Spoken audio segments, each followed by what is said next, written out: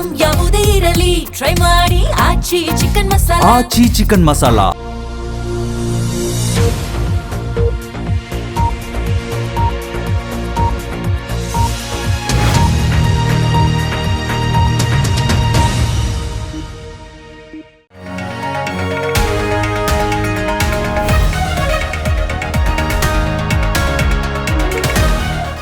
ನಮಸ್ಕಾರ, ಜಿ ಸಂವಾದಕ್ಕೆ ಸ್ವಾಗತ. ಇದು ಬಿಡದಿಯ ಫಲವತ್ತಾದ ಭೂಮಿಯ ಕತೆ. ಬಿಡದಿ ಟೌನ್ಶಿಪ್ ಮಾಡೋದಕ್ಕೆ ಕರ್ನಾಟಕ ಕಾಂಗ್ರೆಸ್ ಸರ್ಕಾರ ಮುಂದಾಗಿದೆ. ಅಭಿವೃದ್ಧಿಯ ದೃಷ್ಟಿಯಿಂದ ಪ್ರತಿಯೊಂದನ್ನು ಮಾಡಲೇಬೇಕಾದಂತಹ ಅನಿವಾರ್ಯತೆ ಕರ್ನಾಟಕದ ಜನತೆಗಿದ್ದರೂ ಕೂಡ ಅದು ಎಲ್ಲಿ ಅನ್ನೋದು ಬಹಳ ಮುಖ್ಯ ಆಗುತ್ತೆ.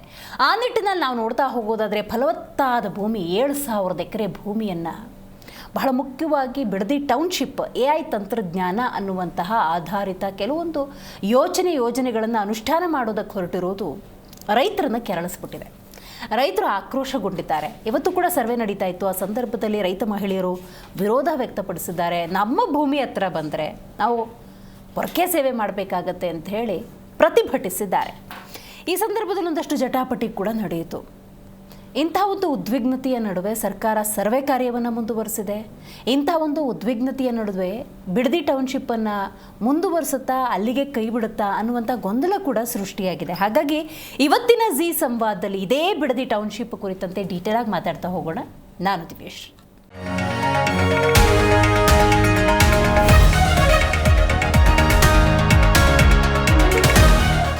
ಹೌದು, ಫಲವತ್ತಾದ ಭೂಮಿಯನ್ನು ಯೋಜನೆಯ ದೃಷ್ಟಿಯಿಂದ, ಅಭಿವೃದ್ಧಿ ದೃಷ್ಟಿಯಿಂದ ನಾಶ ಮಾಡೋದು ಯಾಕೆ ಅನ್ನುವಂಥ ಪ್ರಶ್ನೆಯನ್ನು ಬಿಡದಿ ಜನ ಕೇಳ್ತಾ ಇದ್ದಾರೆ. ಮಾತ್ರವಲ್ಲ, ನಾವು ನಮ್ಮ ಬದುಕನ್ನು ಇದೇ ಭೂಮಿಯಲ್ಲಿ ಕಟ್ಕೊಂಡಿದ್ದೀವಿ, ನೀವೇನೋ ದುಡ್ಡು ಕೊಡ್ತೀರಾ ಅಂತ ನಮ್ಮ ಭೂಮಿಯನ್ನು ನಾವು ಕೊಟ್ಟರೆ ನಮ್ಮ ಬದುಕನ್ನು ಕಟ್ಕೊಳ್ಳೋದು ಅಸಾಧ್ಯ.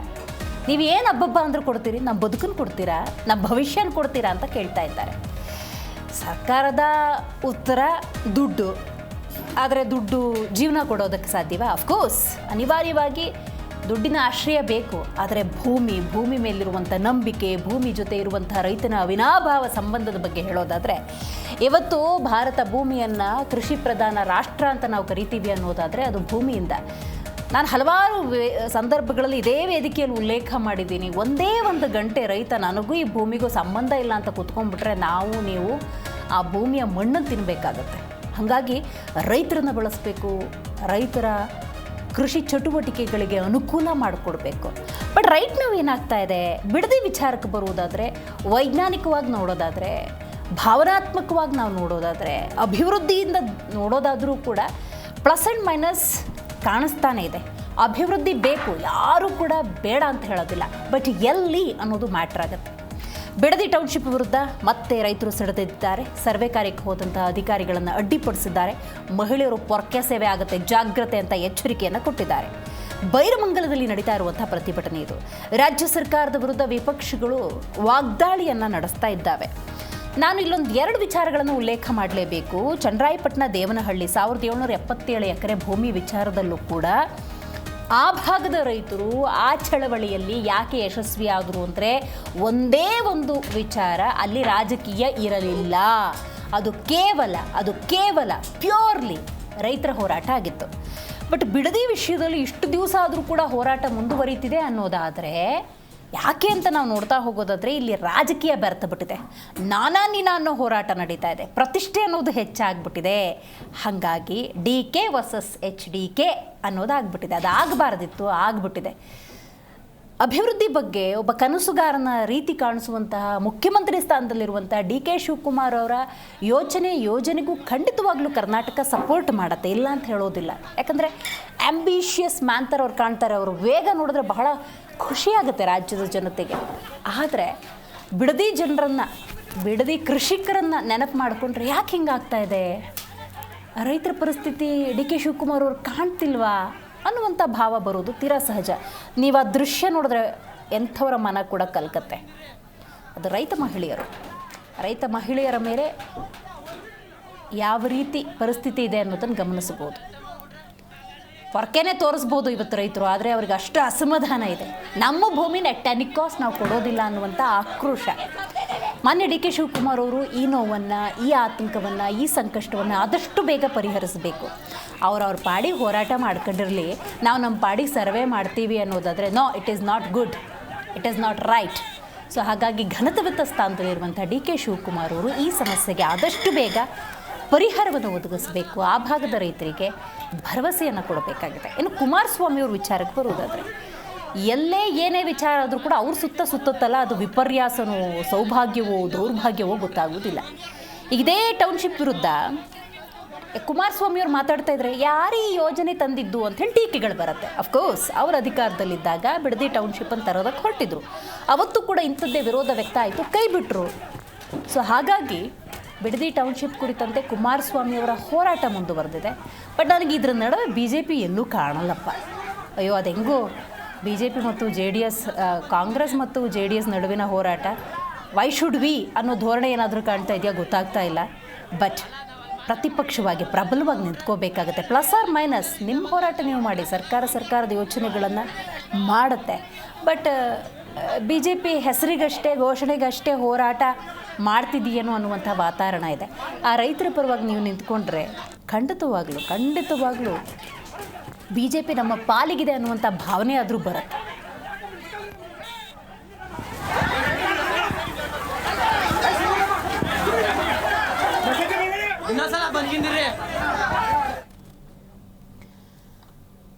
ಕೇಂದ್ರ ಸಚಿವರಾಗಿರುವಂಥ ಕುಮಾರಸ್ವಾಮಿ, ಹಾಗೆಯೇ BJP ರಾಜ್ಯಾಧ್ಯಕ್ಷರಾಗಿರುವಂಥ BY ವಿಜಯೇಂದ್ರ, ಹಾಗೆಯೇ ಶಿವಲಿಂಗೇಗೌಡರು ಮಾತಾಡಿದ್ದಾರೆ. ಇದೇ ವಿಚಾರಕ್ಕೆ ಸಂಬಂಧಪಟ್ಟಂತೆ ಬನ್ನಿ ಕೇಳೋಣ.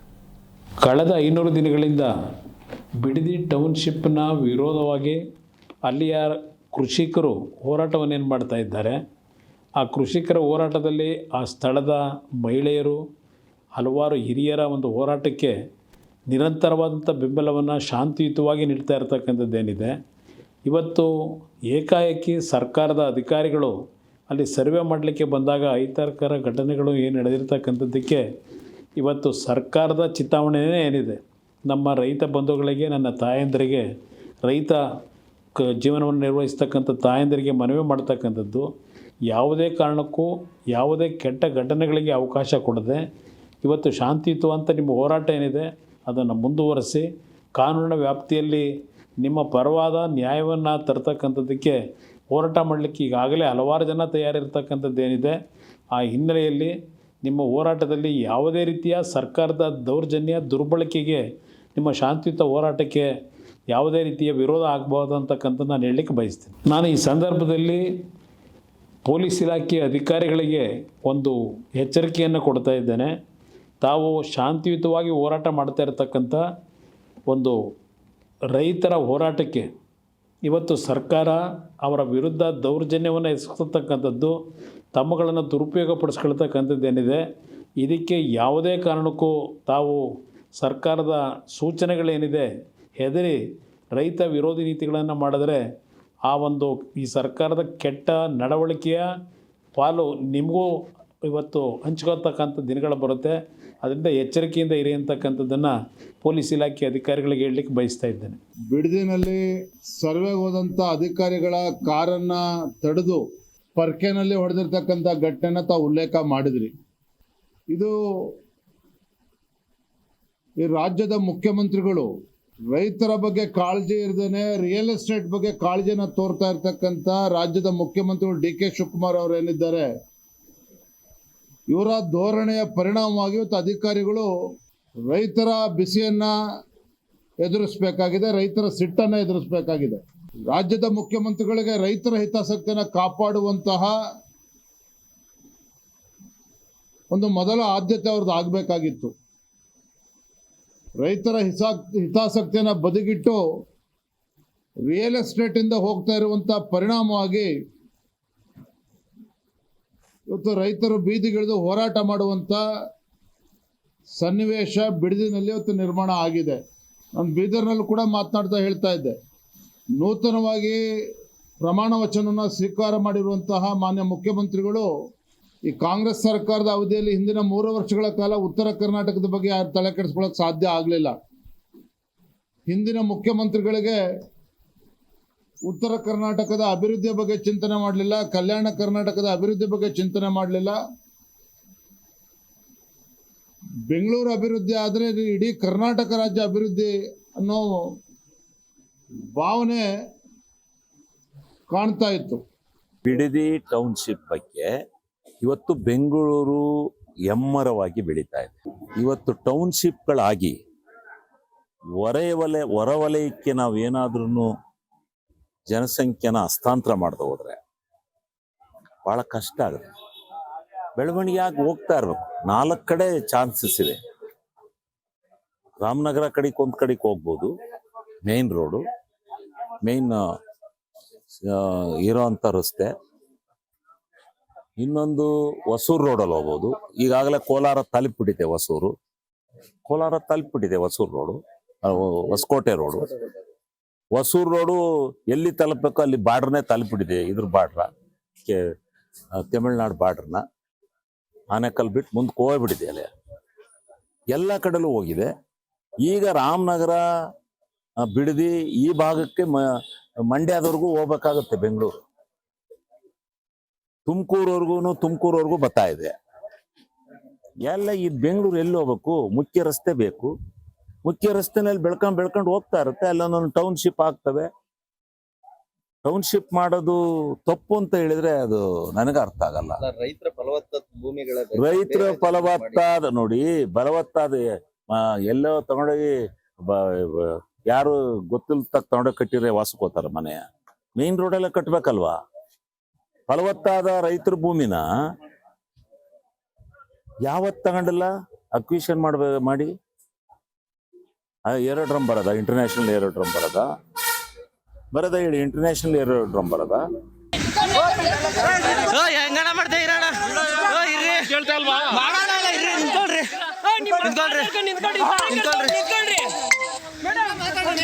ಯಾಕ ಮಾತಾಡ್ರಿ, ಮಾತಾಡ್ರಿ.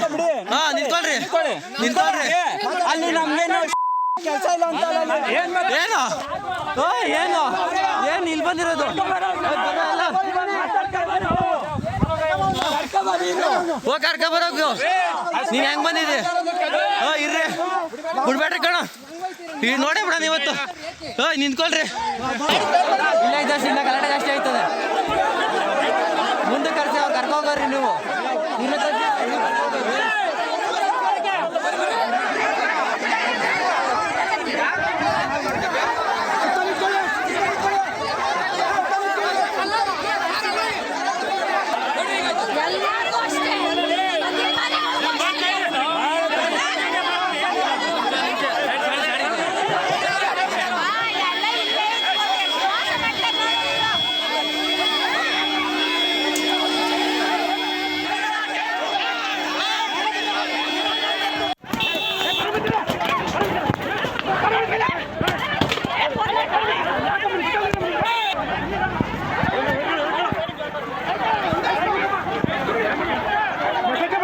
ಇನ್ನೊಂದ್ಸಲ ಬಂದ್ಗಿಂದಿರಿ.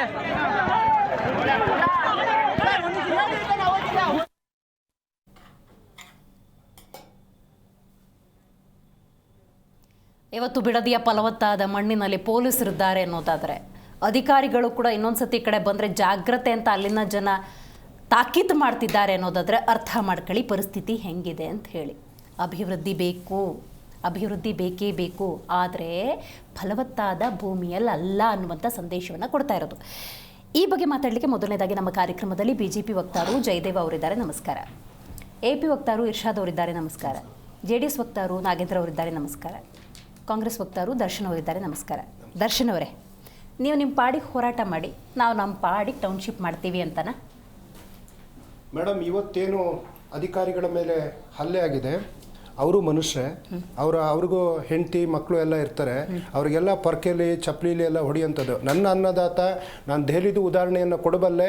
ಅನ್ನದಾತನಿಗೆ ತನಗೆ ಎಷ್ಟೇ ತೊಂದರೆ ಆದರೂ ಇನ್ನೊಬ್ಬರ ಮೇಲೆ ಕೈ ಎತ್ತುವಂಥ ಮಟ್ಟಕ್ಕೆ ಕರ್ನಾಟಕದ ಭಾರತದ ರೈತರು ಹೋದಂಥ ಇತಿಹಾಸ ಬಹಳ ಅತಿ ವಿರಳ. ಆದರೆ ಇವತ್ತು ಯಾರೆಲ್ಲ ಅಧಿಕಾರಿಗಳ ಮೇಲೆ ಚಪ್ಪಲಿ ಎಸೆಯುವಂಥದ್ದು, ಕಲ್ಲಲ್ಲಿ ಹೊಡೆಯುವಂಥದ್ದು, ಪೊಲೀಸ್ನವರ ತಲೆಗೆ ಏಟಾಗಿದೆ. ಪೊಲೀಸ್ನವರು ಮುಲಾಜಿಲ್ದೇ ಅವ್ರ ಮೇಲೆ ಕ್ರಮವನ್ನು ತಗೊಳ್ಬೇಕು. ಇವತ್ತು AC ರೂಮಲ್ಲಿ ಕೂತ್ಕೊಂಡು ಕುಮಾರಣ್ಣ ಮಾತಾಡ್ತಾ ಇದ್ದಾರಲ್ಲ, ಪ್ರಚೋದನೆ ಕೊಡೋದಕ್ಕೆ ಬಂದ್ರಲ್ಲ ಕುಮಾರಣ್ಣ, ನಿಮ್ಮನೆ ಕೆತ್ಗಾನಹಳ್ಳಿ ಜಮೀನು ಇದೇ ಥರ ಸರ್ವೆ ಮಾಡಕ್ಕೆ ಬಂದಿದ್ರು. ಏನು ಅನಿತಕ್ಕನ ಕೈಲಿ ಪರ್ಕೆ ಇತ್ತ, ನಿಖಿಲ್ ಕುಮಾರಸ್ವಾಮಿ ಕೈಲಿ ಚಪ್ಪಲಿ ಇತ್ತ, ನಿಮ್ಮ ಕೈಲಿ ಏನಾದ್ರು ದೊಣ್ಣೆ ಕಲ್ಲು ಏನಾದರೂ ಇತ್ತ? ನೀವೇನು ಮಾಡಿದ್ರಿ? ನಿಮ್ದು 14 ಎಕರೆ ಗೋಮಾಳ ಇದೆ, ಸೊ ಕರ್ನಾಟಕ ಸರ್ಕಾರ ಅದನ್ನ ಸರ್ವೆ ಮಾಡಿ ಅಂತ ಹೇಳಿದಾಗ ನೀವು ನೀವು ಈ ಸರ್ವೆಯನ್ನು ತಡೆ ತರಲಿ ಅಂತ ಸುಪ್ರೀಂ ಕೋರ್ಟಿಗೆ ಹೋದ್ರಿ.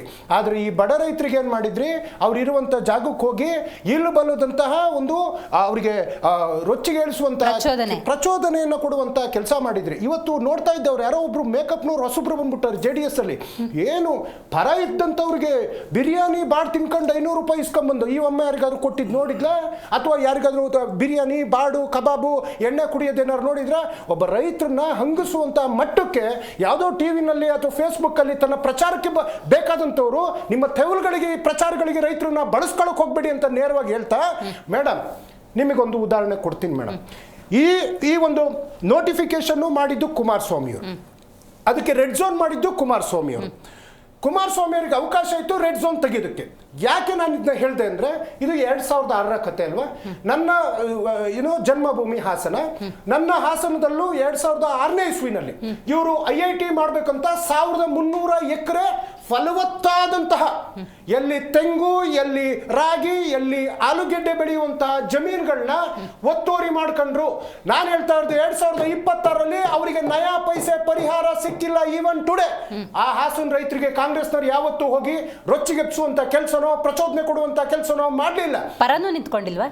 ಮಾನ್ಯ ಮುಖ್ಯಮಂತ್ರಿಗಳು ಮೊನ್ನೆ ಅವ್ರನ್ನೆಲ್ಲ ವಿಧಾನಸೌಧಕ್ಕೆ ಯಾವ ರೀತಿ ಬಿಡದಿ ರೈತರನ್ನ ಕರೆದ್ರು, ಕುಮಾರಸ್ವಾಮಿ ಅವ್ರನ್ನ ಕರೆದ್ರು. ಮೊನ್ನೆ ದಿನ ಹಾಸನದ ಎಲ್ಲಾ ರೈತರು ಬಂದು ತಮ್ಮ ಅಳಲನ್ನ ಹೇಳ್ಕೊಂಡ್ರು.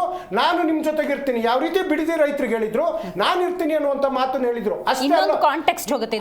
ನೀವು ಬಿಡದಿ ರೈತರನ್ನ ರೊಚ್ಚಿಗೆ ಬಸ್ತೀರಾ, ನಮ್ಗೆ ಹಾಸನ ರೈತರ ರೊಚ್ಚಿಗೆ ಎಬ್ಸೋದು ಗೊತ್ತು ಅಂತ? ನನ್ನ ಕುಟುಂಬದವರು ಹಲ್ಲನ್ನ ಬಿಗಿಯಾಗಿ ಇಟ್ಕೊಂಡಿದ್ದಾರೆ. ಸರ್ವೆ ನಂಬರ್ 44ರಲ್ಲಿ ಇವತ್ತು ನಾನು ಹೇಳ್ತಾ ಇರ್ತಕ್ಕಂಥ ಸರ್ವೆ ನಂಬರ್ 44/36, ಸರ್ವೆ ನಂಬರ್ 44/56, ಒಟ್ಟಾರೆ 44 ಸರ್ವೆ ನಂಬರ್ನಲ್ಲಿ 100 ಎಕರೆ ಏರ್ಪೋರ್ಟ್ಗೆ ಕಳ್ಕೊಂಡಿರ್ತಕ್ಕಂಥದ್ದು ಸುಮಾರು 35-40 ವರ್ಷದ ರೈತರಿಗೆ ಬಿಡುಗಾಸು ಹಣ ಇವತ್ತಿನ ತನಕ ಹಾಸನದಲ್ಲಿ ಸಿಕ್ಕಿಲ್ಲ. ಹೂಡ ಅಂತೇಳಿ ಫಲವತ್ತಾದಂತಹ ಭೂಮಿಯನ್ನ ದೋಚ್ಕೊಂಡ್ರು, ಇವತ್ತಿನ ತನಕ ಸಿಕ್ಕಿಲ್ಲ. ಇಂಡಸ್ಟ್ರಿಯಲ್ ಏರಿಯಾ ಮಾಡ್ತೀವಿ ಅಂತೇಳಿ ಆಯ್ತು, IIT ಬಂತ ಹಾಸನಕ್ಕೆ, ಇಲ್ಲ ಅದನ್ನೆಲ್ಲಿ ಧಾರವಾಡಕ್ಕೆ ಶಿಫ್ಟ್ ಆಗೋಯ್ತಲ್ಲ. ಕೊನೆ ಪಕ್ಷ ಅವ್ರಿಗೆ ಕೊಡ್ಬೇಕಾಗಿರೋ ಜಮೀನು ಕೊಟ್ಟಿಲ್ಲ, ಅವ್ರಿಗೆ ಹಣನೂ ಕೊಟ್ಟಿಲ್ಲ. ಹಾಗಂತ ಹಾಸನ ರೈತರ ಕೈಲಿ ಇವತ್ತು ಪರ್ಕೆ ಬರಲಿಲ್ಲ, ಅಥವಾ ಅವ್ರ ಹತ್ರ ಕಲ್ಲು ಬರಲಿಲ್ಲ, ಅವ್ರ ಹತ್ರ ದೊಣ್ಣೆ ಮಚ್ಚಗಳು ಯಾವುದು ಬರಲಿಲ್ಲ. ಅವರು ವಿನಯದಿಂದ ಇನ್ನೂ ಒಂದು ನಂಬಿಕೆಯನ್ನು ಇಟ್ಕೊಂಡು ಸರ್ಕಾರದ ಮುಂದೆ ಕೇಳ್ಕೊಳ್ಳುವಂತ ಕೆಲಸ ಮಾಡಿದ್ರು. ಮೇಡಮ್ ಕೊನೆದಾಗ ಒಂದು ಹೇಳ್ತೀನಿ, ಕುಮಾರಸ್ವಾಮಿ ಅವರಿಗೆ ವಿಧಾನಸೌಧಕ್ಕೆ ಬನ್ನಿ ಮಾತನಾಡೋಣ ಅಂತ ಕರೆದಾಗ, ನಾಡಪ್ರಭು ಕೆಂಪೇಗೌಡರ ಜನ್ಮದಿನದಂದು 27ನೇ ತಾರೀಕು ಇವರು ಗೊತ್ತು ಮುಖ್ಯಮಂತ್ರಿಗಳು ಕೆಂಪೇಗೌಡರಿಗೆ ಗೌರವ ಸಲ್ಲಿಸುವಂತ ಕೆಲಸ ಮಾಡಬೇಕು, ಇಡೀ ದಿನ ದಶಪಥದ ರಸ್ತೆ ಉದ್ಘಾಟನೆ ಇದೆ ಅಂತೆಲ್ಲ ಹೇಳಿ ಬರೀ ಬೂಟಾಟಿಕೆಗೆ ನಾಟಕಕ್ಕೋಸ್ಕರ ತನ್ನ ಬಿಡದಿಯ ಮಡದಿಯ ಆಸ್ತಿ ಯಾವಾಗ ಬಹಿರಂಗ ಆಯ್ತು, ಕುಮಾರಸ್ವಾಮಿ ಅವರು U-turn ತಗೊಂಡು ಇವತ್ತು AC ರೂಮಲ್ಲಿ ಕೂತ್ಕೊಂಡು ಏನು ನಯವಾದಂತ ಮಾತನಾಡ್ತಾ ಇದ್ದಾರೆ. ಜನ ದಡ್ರಲ್ಲ ಕುಮಾರಣ್ಣ, ನಿಮಗೆ ಸರಿಯಾದ ನಿಮ್ಮ ತಂದೆಯವರ ಕಾಲದಿಂದ ರೈತರನ್ನ ಎತ್ಕಟ್ಟುವಂತ ಕೆಲಸ, ನೈಸಿಗೆ ಸಹಿ ಹಾಕಿದ್ದು ದೇವೇಗೌಡರು ಮೇಡಮ್, ಆಮೇಲೆ ರೈತರನ್ನ ಎತ್ಕಟ್ಟಿದ್ದು ಇದೇ ದೇವೇಗೌಡರು. ನೈಸಿಗೆ ಅದು ಸುತ್ತಮುತ್ತ ಇರ್ತಕ್ಕಂಥ ಬೇನಾಮಿ ಆಸ್ತಿ ಯಾರಾದ್ರೂ ಮಾಲೀಕರಂದ್ರದು ಕುಮಾರಸ್ವಾಮಿ. ನೀವು ಒಂದು ಭೂ ಮಾಫಿಯನ್ನ ಮಾಡುವಂತ ಕುಮಾರಸ್ವಾಮಿ ಅವರಿಗೆ ಈ ರೈತರ ಕಣ್ಣೀರು ಇವತ್ತು ಅವರಿಗೆ ಅಡ್ವೊಕೇಟ್ ಕೊಡುವಂತ ಕೆಲಸ ಕುಮಾರಸ್ವಾಮಿ ಅವರು ಮಾಡ್ತಾರೆ. ರೈಟ್. ಹಂಗಾದ್ರೆ ಈಗ ದ್ವೇಷ ಭಾಷಣ ಪ್ರತಿಬಂಧಕ ಕಾಯ್ದೆ ಅದರೊಳಗೆ ಬರುತ್ತೆ, ಕ್ರಮ ತಗೋತೀರಾ? ಖಂಡಿತ ಕುಮಾರಸ್ವಾಮಿ ಅವ್ರ ಮೇಲೆ ಹೋಗಬೇಕು. ಯಾರೆಲ್ಲ ಹೋಗಿ ಪ್ರಚೋದನೆ ಕೊಟ್ಟಿದ್ದಾರೆ ಅವ್ರ ಮೇಲೆ ಕೇಸ್ ಆಗ್ಲೇಬೇಕು ಮೇಡಮ್. ನಾಗೇಂದ್ರ ಅವರೇ, ಪ್ರಚೋದನೆ ಮಾಡ್ತಾ ಇದ್ದಾರೆ AC ರೂಮಲ್ಲಿ ಕೂತ್ಕೊಂಡು HD ಕುಮಾರಸ್ವಾಮಿ ಅವರು. ಅವ್ರ ಮೇಲೆ ಕ್ರಮಕ್ಕೂ ಕೂಡ ಮುಂದಾಗ್ತೀವಿ ಅಂತ ಕಾಂಗ್ರೆಸ್ನವ್ರು ಹೇಳ್ತಾ ಇದ್ದಾರೆ. ಅವ್ರು ಫೀಲ್ಡಿಗೆ ಬರಬೇಕು, ಅವ್ರು ಹೋರಾಟ ಮಾಡಬೇಕು, ಅದರಲ್ಲೊಂದು ನ್ಯಾಯ ಇದೆ. ಈ ಥರ ಪ್ರಚೋದಿಸೋದು ಎಷ್ಟು ಸರಿ ಅಂತ ಒಂದು, ಇಷ್ಟೆಲ್ಲ ವಿರೋಧದ ನಡುವೆ ಬಿಡದಿ ಟೌನ್ಶಿಪ್ ಸರಿನಾ? ಎರಡನೇ ಪ್ರಶ್ನೆ ಮೇಡಮ್, ಇವತ್ತು ಪ್ರಚೋದನೆ ಮಾಡೋ ಅಂಥ ವಿಷಯ ಏನಲ್ಲ ಇದು. ಇವತ್ತು ಒಂದು ಕಾಂಗ್ರೆಸ್ಸಲ್ಲಿ ಒಂದು ಇತಿಹಾಸ ಸೃಷ್ಟಿ ಮಾಡಿತ್ತು, ಉಳುವವನೇ ಭೂಮಿಯ ಒಡೆಯ ಅಂತೇಳಿ. ಅಂಥ ಒಂದು ಹೆಸರಾಂತ ಕಾಂಗ್ರೆಸ್ಸು ಇವತ್ತು ರೈತರ ಜಮೀನ ಕಿತ್ಕೊಳಕ್ಕೆ ಹೋಗ್ತಾ ಇದೆ. ಬಲವಂತವಾಗಿ ಅವರ ಸಾವುಗಳ ಮೇಲೆ ಇವತ್ತು ಜಮೀನು ಕಿತ್ಕೊಳಕ್ಕೆ ಹೋಗ್ತಾ ಇದೆ. ಇವತ್ತು ಎಷ್ಟೇ ಒಂದು 100 IT ಕಂಪ್ನಿಗಳು ಹುಟ್ಬೋದು, 100 IT ಕಂಪ್ನಿಗಳು ಸತ್ತೋಗ್ಬೋದು, ಹುಟ್ಟುತ್ತೆ ಸಾಯುತ್ತೆ. ಆದರೆ ರೈತರ ಭೂಮಿ ಸೂರ್ಯಚಂದ್ರ ಹುಟ್ಟಿದಾಗಿಂದ ರೈತರು ಒಂದು ಉಳುಮೆನ ಮಾಡ್ಕೊಂಡು ಬಂದಿರೋರು ಯಾವತ್ತೂ ಶಾಶ್ವತ ಸತ್ತಿಲ್ಲ. ತಲಾಂತರನು ವಂಶಾಭಿವೃದ್ಧಿಯಾಗಿ ಬರ್ತಾ ಇರೋಂಥ ರೈತರು ಒಂದು ಪೀಳಿಗೆನ ಬದುಕನ್ನ ಇವತ್ತು ನೀವು ಬೀದಿಗೆ ತರ್ತೀನಿ ಅಂತ ಹೋಗ್ತಾ ಇದ್ದೀರಾ. ಶೋಕಿ ಮುಖ್ಯಮಂತ್ರಿಗಳೇ, ಮಫ್ಲೇರ್ ಹಾಕೊಂಡು ಕನ್ನಡಕ ಹಾಕೊಂಡು ಕಣ್ಣು ಕಾಣಿಸ್ತಾ ಇಲ್ಲ ನಿಮಗೆ. ಇವತ್ತು ನಿಮ್ಮ ಸಚಿವ ಸಂಪುಟದಲ್ಲಿ ಬರೀ ಕೇವಲ 11 ಜನ ಮಿನಿಸ್ಟರ್ ಸಚಿವರು ಇಟ್ಕೊಂಡು ಇನ್ನು 24 ಸಚಿವರ ಸಂಪುಟ ವಿಸ್ತರಣೆ ಮಾಡಕ್ಕೆ ಅರ್ಹತೆ ಇದ್ದಂಥ ಮುಖ್ಯಮಂತ್ರಿ, ಇವತ್ತು ಪೆನ್ನು ಪೇಪರ್ ಕೊಡು ಅಂತ ಕೇಳಿದಂಥ ಮುಖ್ಯಮಂತ್ರಿ, ಪೆನ್ನು ಪೇಪರ್ ತಗೊಂಡು ಕೂಡಲೇ ಇವ್ರು ಮಾಡ್ತಾರೆ ಕೆಲಸ ಅಂತಂದ್ರೆ ಏನು ಅಂದ್ರೆ, ರೈತರ ಸಮಾಧಿ, ರೈತರ ಸಾವುಗಳು, ರೈತರ ಶಾಸನ ಮರಣ ಇವತ್ತು ಫುಟ್ಪಾತ್ ವ್ಯಾಪಾರಿಗಳು ಕೂಡ ಶಾಸನ ಮರಣ ಬರಿತಾ ಇದ್ರಿ.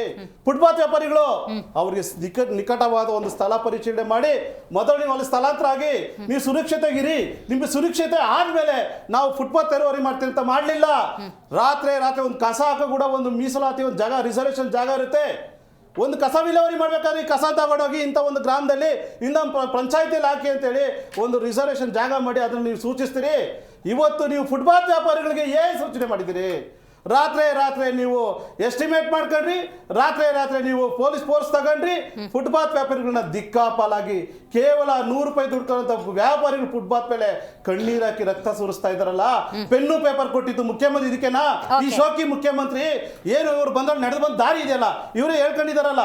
ಒಂದು ನಾವು ಚಿತ್ರಗಳು ತೋರ್ಸ್ಕೊಂಡು ಬಂದಿವಿ ಅಂತ 1400 ಕೋಟಿ ಡಿಕ್ಲೇರ್ ಮಾಡ್ಕೊಂಡಾರಲ್ಲ. ಆ ರೀತಿ ರೈತರಲ್ಲ ಸ್ವಾಮಿ. ರೈತರು ಇವತ್ತು ತನ್ನ ಬೆವರ್ನ ಸುರಿಸಿ ಇವತ್ತು ದೇಶನ ಕಾಪಾಡ್ತಾನೆ, ರಾಜ್ಯನ ಕಾಪಾಡ್ತಾನೆ. ಪ್ರತಿ ಒಂದು IT-BT ಕಂಪ್ನಿ ಕೂಡ ರೈತನೇ ಅನ್ನ ಹಾಕೋದು. ಆ ರೈತರ ಮನೆ ಬೆಳಕು ನೀನು ಆರಿಸಿದ್ರೆ ನಿಮ್ಮ ಮನೆ ಬೆಳಕು ಆರಿಸಲ್ವಾ? ಇವತ್ತು ಪ್ರಚೋದನೆಯನ್ನ ಮಾತು ಹೇಳ್ತಾ ಇದಿರಲ್ವಾ? ಅಧಿಕಾರಿಗಳ ಮೇಲೆ ಹಲ್ಲೆ ಮಾಡೋದು. ಅಲ್ಲ, ಇವತ್ತು ಅಧಿಕಾರಿಗಳು ಇವತ್ತು ಪೊಲೀಸ್ ಇಟ್ಕೊಂಡು ಹೋಗಿ ಅಧಿಕಾರಿಗಳು ಎಲ್ಲಿಂದ ಬಂದಿದ್ದಾರೆ? ಒಂದು ನಿಮಿಷ ಮೇಡಮ್, ಅಧಿಕಾರಿಗಳಿದ್ದಾರೆ. ಅಲ್ಲಿರುವಂತ ಅಧಿಕಾರಿಗಳು ಎಲ್ಲರೂ ರೈತ ವರ್ಗದಿಂದನೇ ಬಂದಿರೋರು. ರೈತ ವರ್ಗದಿಂದನೇ ಬಂದಿರೋಂಥ ಅಧಿಕಾರಿಗಳು. ಇಲ್ಲಿ ಸರ್ಕಾರ ಪ್ರಚನೆ ಕೊಟ್ಟು ಅಧಿಕಾರಿಗಳಿಗೆ ಅಲ್ಲಿ ರೈತರು ಬೇಡ ಅಂತ ಹೇಳ್ತಾರೆ, ಮರಣ ಶಾಸನ ಬರಿಬೇಡಿ ಅಂತ 500 ದಿನಗಳಿಂದ ಹೋರಾಟ ಮಾಡ್ತಾರೆ ಅಂತ ರೈತರನ್ನ ಕಂಡಿದ್ದು ಕೇಳಿದ್ದು ನೋಡಿದ್ದು. ಮತ್ತೆ ಕುಮಾರಸ್ವಾಮಿ ಅವರು ವಿಧಾನಸೌಧಕ್ಕೆ ಯಾಕೆ ಹೋಗ್ಬೇಕು ಮೇಡಮ್? ಯಾಕೆ ಹೋಗ್ಬೇಕು ವಿಧಾನಸೌಧಕ್ಕೆ? ಸಮಸ್ಯೆ ಇರೋದು ಎಲ್ಲಿ? ಇವತ್ತು ಬೈರಮಂಗಲದಲ್ಲಿ ಅಲ್ಲಿರೋ ಜ್ವಲಂತ ಸಮಸ್ಯೆ ಬಿಡದಿಯಲ್ಲಿ. ಅವತ್ತು ನೀವು ಓಟ್ ತಗೋಬೇಕಾದ್ರೆ ಪ್ರತಿಯೊಬ್ಬ ಶಾಸಕರು ಮನೆಗೆ ಹೋಗಿ ಕಾಲಿಡಿದು ಅಂಗಲಾಚಿ ಬೇಲಾಡ್ಕೊಂಡು ಓಟ್ಗಳು ಬರೆದು ಗೆದ್ದು ಬಂದ್ರಿ. ಏನಂತ?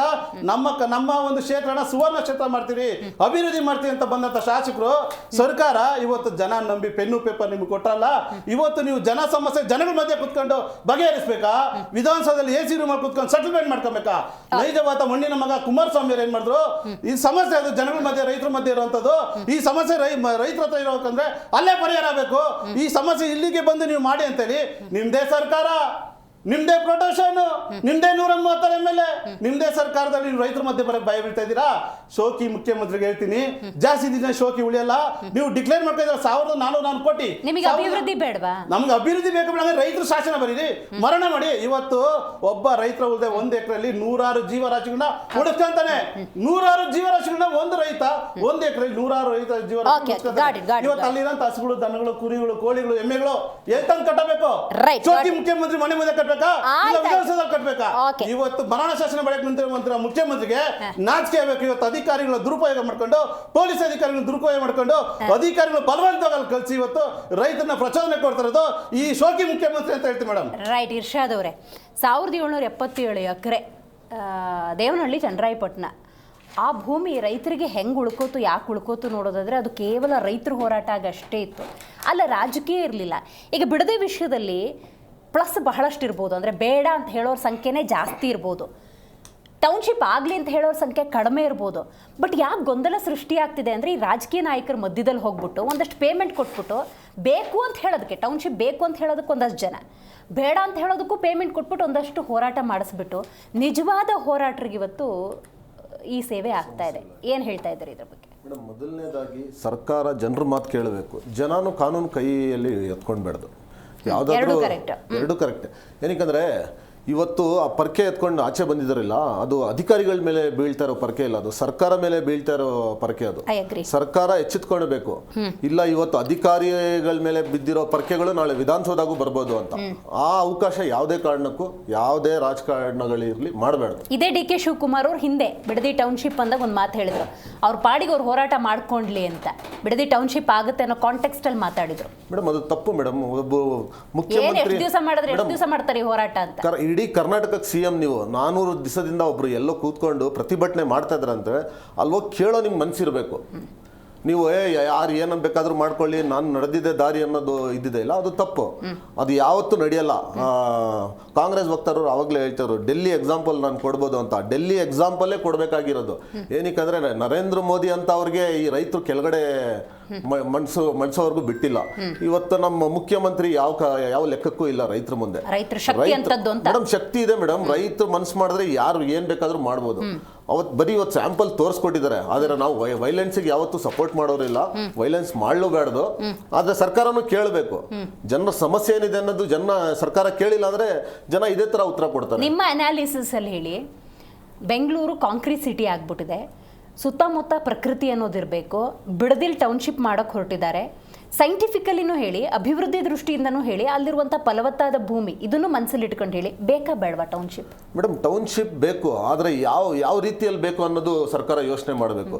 ಇರೋ ಬೆಂಗಳೂರು ಕಾಂಕ್ರೀಟ್ ತಿರ್ಗಾ ಅಲ್ಲೇ ಬಿಡದಿಯಲ್ಲಿನೂ ಕಾಂಕ್ರೀಟ್ ನಾಡೆ ಮಾಡ್ತೀವಿ ಅಂದರೆ ಅದು ಯಾರೂ ಒಪ್ಪಲ್ಲ. ಕಾಂಕ್ರೀಟ್ ಜೊತೆಯಲ್ಲಿ ಅಭಿವೃದ್ಧಿ, ಮರಗಳು, ನೇಚರ್ ಜೊತೆಲಿ ಇದ್ರೆ ಮಾತ್ರ ಜನ ಒಪ್ತಾರೆ. ನೀವು ಇರೋ ನೇಚರ್ ಎಲ್ಲ ಹಾಳು ಮಾಡಿಬಿಟ್ಟು ಅಭಿವೃದ್ಧಿ ಕೊಡ್ತೀವಿ ಅಂದ್ರೆ ಅದು ಯಾವುದೇ ಕಾರಣಕ್ಕೆ ಯಾರು ಒಪ್ಪಲ್ಲ. ನಿಜ ಮೇಡಮ್. ಇವಾಗ ಸರ್ಕಾರ 15 ಲಕ್ಷ ಮರ ಏನೋ ಆಗ್ತಾ ಇದೀವಿ ಅಂತ ಮೊನ್ನೆ ದೊಡ್ಡದಾಗಿ ಬ್ಯಾನರ್ಗಳು ಹಾಕೊಂಡು ನಾಟಕಗಳು ಮಾಡಿದ್ರು. ಇವತ್ತು 15 ಲಕ್ಷ ಹಾಕಿರೋ ಮರಗಳು ಯಾವ ಪರಿಸ್ಥಿತಿ, ಮಳೆ ಬಂದಿಲ್ಲ ಅಂದ್ರೆ ಯಾವ ಪರಿಸ್ಥಿತಿ ಇದೆ ಅಂತ ಅವ್ರು ಹೋಗಿ ನೋಡಿದ್ರೆ ಅವ್ರಿಗೆ ಗೊತ್ತಾಗುತ್ತೆ. ಅವ್ರು ಬ್ಯಾನರ್ಗಳು ಹಾಕೊಂಡ್ರು, ಅವ್ರು ಶೋಕಿಗಳು ಮಾಡ್ಕೊಂಡ್ರು, ಎಲ್ಲೋ ಹೆಸರು ಮಾಡ್ಕೊಂಡ್ರು, ಗಿನ್ನಿಸ್ ವರ್ಲ್ಡ್ ರಿಕಾರ್ಡ್ ಅಂತ ಮಾಡ್ಕೊಂಡು ಅದ್ರಲ್ಲಿನೂ ದುಡ್ಡು ಮಾಡ್ಕೊಂಡು ಹೋದ್ರು. ಸರ್ಕಾರದವ್ರು ಬರ್ತಾರೆ, ದುಡ್ಡು ಮಾಡ್ಕೊಂಡು ಹೋಗ್ತಾರೆ.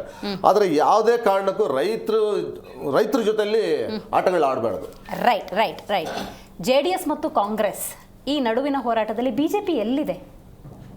ಮೇಡಮ್, BJP ಅತ್ಯಂತ ಮುಂಚೂಣಿನಲ್ಲಿದೆ. ಯಾಕೆಂದರೆ ನಮ್ಮ ವಿರೋಧ ಪಕ್ಷದ ನಾಯಕರು, ವಿಧಾನಸಭೆಯ ನಾಯಕರಾದಂಥ ಅಶೋಕ್ ಅವರು, ಚಲವಾದಿ ನಾರಾಯಣಸ್ವಾಮಿ ಅವರು, ಅಲ್ಲಿಯ ಜಿಲ್ಲಾಧ್ಯಕ್ಷರು, ಅಲ್ಲಿಯ ನಮ್ಮ ಅಭ್ಯರ್ಥಿಗಳಾದಂಥ BJP ಅಭ್ಯರ್ಥಿಗಳು ಎಲ್ಲರೂ ಕೂಡ ಈ ಹೋರಾಟವನ್ನು ಮುಂದುವರ್ಸ್ಕೊಂಡು ಬರ್ತಾ ಇದ್ದಾರೆ. ಸಹಜವಾಗಿ ನೋಡೋದಾದರೆ 500 ದಿನಗಳಿಂದ ಹೋರಾಟ ಮಾಡ್ತಾ ಇದ್ದಾಗ ರೈತರು ತಾಳ್ಮೆನ ಕಳ್ಕೊಂಡಿರ್ಲಿಲ್ಲ. ಇವತ್ತು ಮಾತ್ರ ತಾಳ್ಮೆನ ಕಳ್ಕೊಂಡ್ರು ಅಂತ ನಾವು ಘಟನೆಯನ್ನ ನೋಡಿ. ಯಾಕೆ ಕಳ್ಕೊಂಡ್ರು ಅಂದ್ರೆ, ಅಳತೆ ಮಾಡಕ್ಕೆ ಅವ್ರ ಜಮೀನಿಗೆ ಬಂದಾಗ ರೈತರು ತಾಳ್ಮೆನ ಸಹಜವಾಗಿ ಕಳ್ಕೊಂಡವ್ರೆ. ಇದೇ ಥರ ಜಮೀನು ಕೊಟ್ಟಂತಹ ಚನ್ನರಾಯಪಟ್ಟಣ ಹೋಬಳಿಯ ರೈತರು, ದೇವನಹಳ್ಳಿ ಹೋಬಳಿ ಇವತ್ತು ಯಾವ ಪರಿಸ್ಥಿತಿಯಲ್ಲಿದ್ದಾರೆ? ದುಡ್ಡು ಇಲ್ಲ, ಕಾರು ಇಲ್ಲ, ಜಮೀನು ಇಲ್ಲ, ಆ ಪರಿಸ್ಥಿತಿನಲ್ಲಿದ್ದಾರೆ. 2-3 ಅಂಶಗಳನ್ನು ನಾನು ನಮ್ಮ ಸ್ನೇಹಿತರ ಗಮನಕ್ಕೆ ತರಕ್ಕೆ ಇಷ್ಟಪಡ್ತೀನಿ. 6 ಲಕ್ಷ ಲೀಟ್ರ್ ಅಲ್ಲಿ ಹಾಲು ಉತ್ಪಾದನೆ ಆಗ್ತಾ ಇದೆ. ಅದು ನಮಗೆ ಬೇಡವಾ? 6 ಲಕ್ಷ ಲೀಟ್ರ್ ಹಾಲು.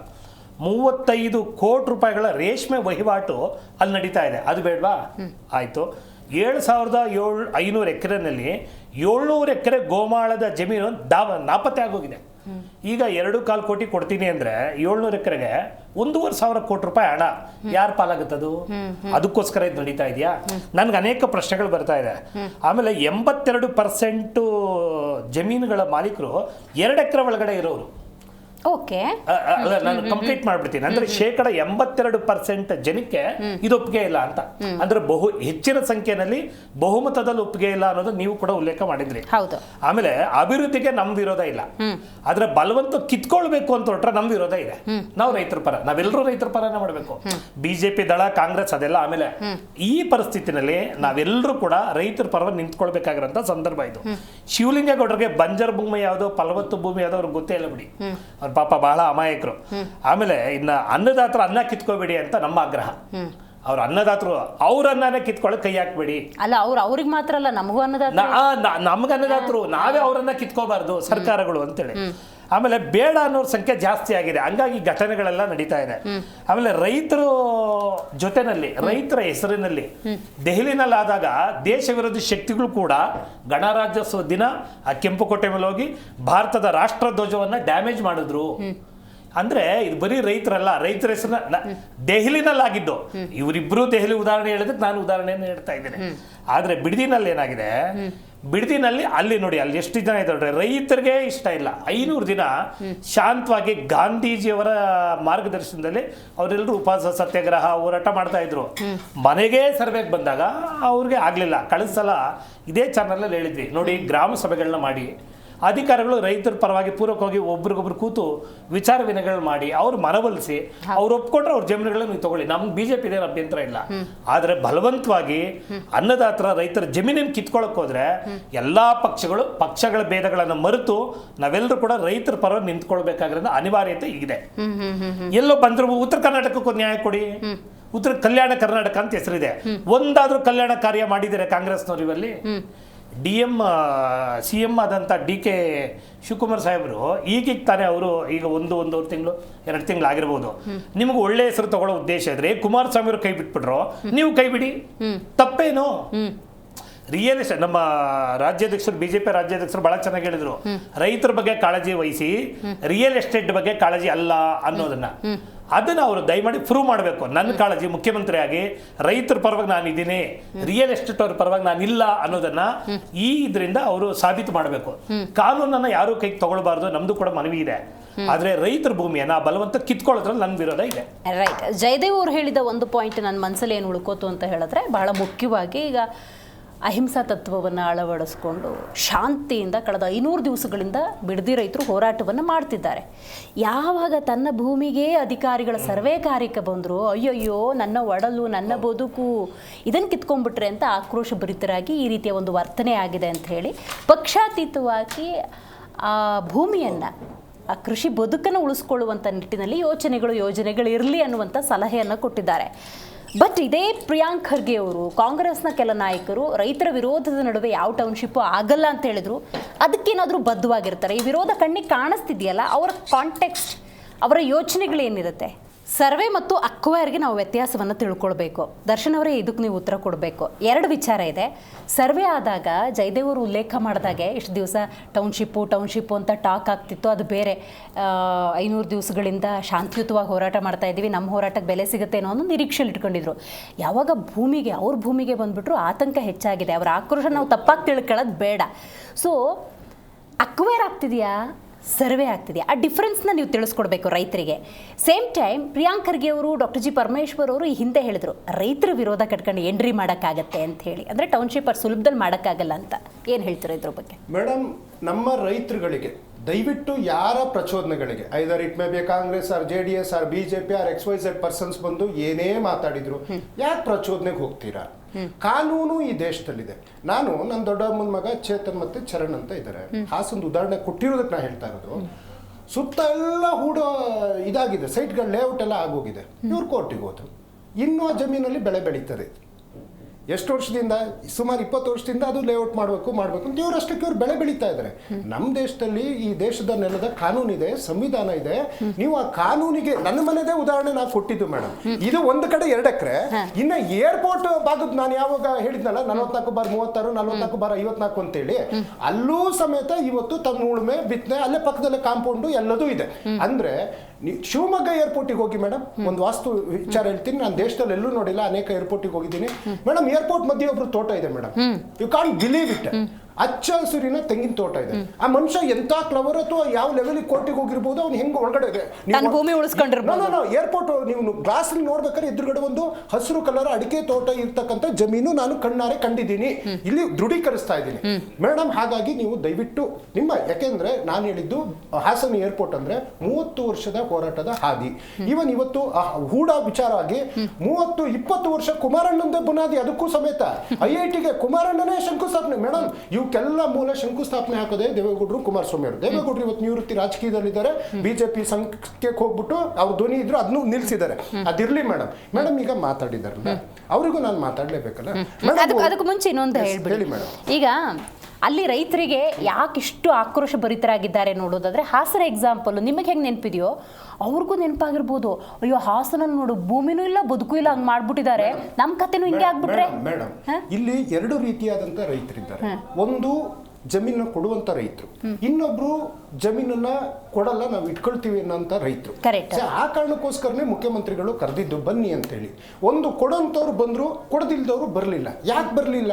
ಯಾವ್ಯಾವ ರಾಜಕೀಯ ಹೈರಾಣಗಳು, ನಾಟಕಗಳು ಆ ಜಾಗದಲ್ಲಿ ಆಯ್ತು ಅನ್ನುವಂಥ ವಾಸ್ತವ ಸತ್ಯ. ಬಿಡಿ, ಕುಮಾರಸ್ವಾಮಿ ಅವ್ರು ಯಾಕಬೇಕು? ರೈತರ ಹತ್ರ ಮಾತಾಡಿ. ರೈತರು ಮೇಡಮ್, ರೈತರು ಈ ರೀತಿ ವಿಚಾರಗಳಾದಾಗ ಅವರ ನಿಯೋಗ, ಉದಾಹರಣೆ ಮೊನ್ನೆನೂ ಸಮೇತ 300-400 ಜನ ರೈತರು, ಅವರ ಆಕ್ರೋಶ ಯಾವುದೇ ಇದ್ರು ಸಮೇತ ಅವರು, ಸ್ವಾಮಿ ನಿಮ್ಮನ್ನು ನಂಬಿದ್ದೀವಿ, ಮುಖ್ಯಮಂತ್ರಿಗಳು ಇದ್ರಿ, ನೀವು ನನ್ನ ನಂಬಿದ್ದೀನಿ ಅಂತ ಹೇಳಿದಿರಿ, 20 ವರ್ಷದಿಂದ ನಿಮಗೆ ಅನ್ಯಾಯ ಆಗಿದೆ, ನಿಮ್ಮ ರಕ್ಷಣೆಗೆ ಅವ್ರು 2ಕ್ಕೂ ಒಪ್ಪಿದ್ರು. ನೀವು ಅಭಿವೃದ್ಧಿ ಮಾಡ್ತಿರೋ ಓಕೆ, ನಮಗೆ ಜಮೀನು ಕೊಡ್ತಿರೋ ಓಕೆ, ನಮಗೆ ಹಣ ಕೊಡ್ತಿರೋ ಓಕೆ, ಅಥವಾ ನಮ್ಮ ಏರಿಯಾ ಡೆವಲಪ್ ಮಾಡ್ತಿರೋ ಓಕೆ, ನಮ್ಮ ಹಳೆಯ ಜಮೀನು ಹಂಗೆ ಕೊಡ್ತಿರೋ ಅದಕ್ಕೂ ಓಕೆ.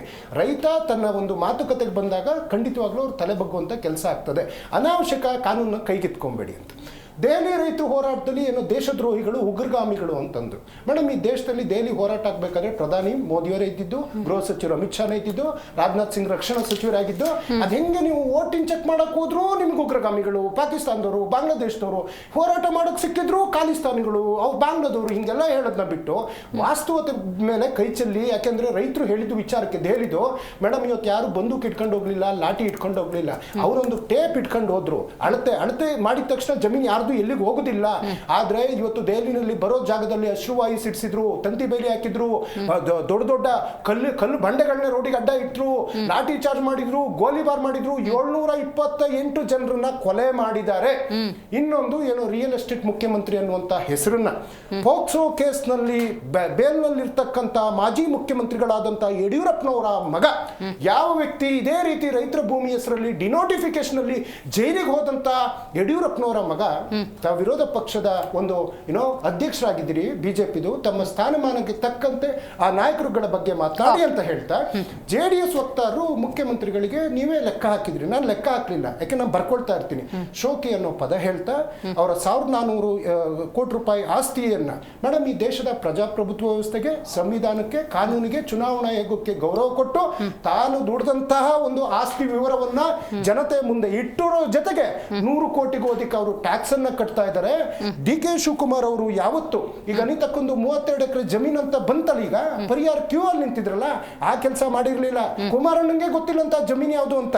ಮೇಡಮ್, ಇವತ್ತು ಗುಡಿಮಾವು ಸರ್ವೆ ನಂಬರ್ ನಲ್ಲಿ 50 ಎಕರೆ ಬೇನಾಮಿ ಯಾರ್ದು ಅಂತೇಳಿ, ಅದು ಶೋಕಿಗೋಸ್ಕರ ಬೇನಾಮಿ ಮಾಡಿದಾರೋ ಅಥವಾ ಸ್ವಾರ್ಥಕ್ಕೋಸ್ಕರ ಮಾಡಿದಾರೋ ಗೊತ್ತಿಲ್ಲ. ರಾಮಪುರದಲ್ಲಿ 8 ಎಕರೆ ಬೇನಾಮಿ ಆಸ್ತಿ, ಹಾಗೇನೆ ಕೇತ್ಕಾನಲ್ಲಿ 14 ಎಕರೆ ಗೋಮಾಳ ಲೂಟಿ ಹೊಡೆದಿರ್ತಕ್ಕಂಥದ್ದು, ಅದು ಶೋಕಿಗೋಸ್ಕರ ಹೊಡೆದಿದ್ದಾರೋ ಸ್ವಾರ್ಥಕ್ಕೋಸ್ಕರ ಗೊತ್ತಿಲ್ಲ.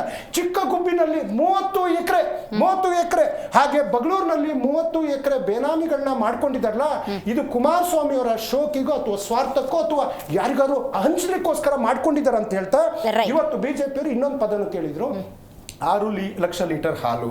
ಸೊ ಅಲ್ಲಿ ರೈತರ ರೇಷ್ಮೆ ಭೂಮಿ ಅಂತೆಲ್ಲ.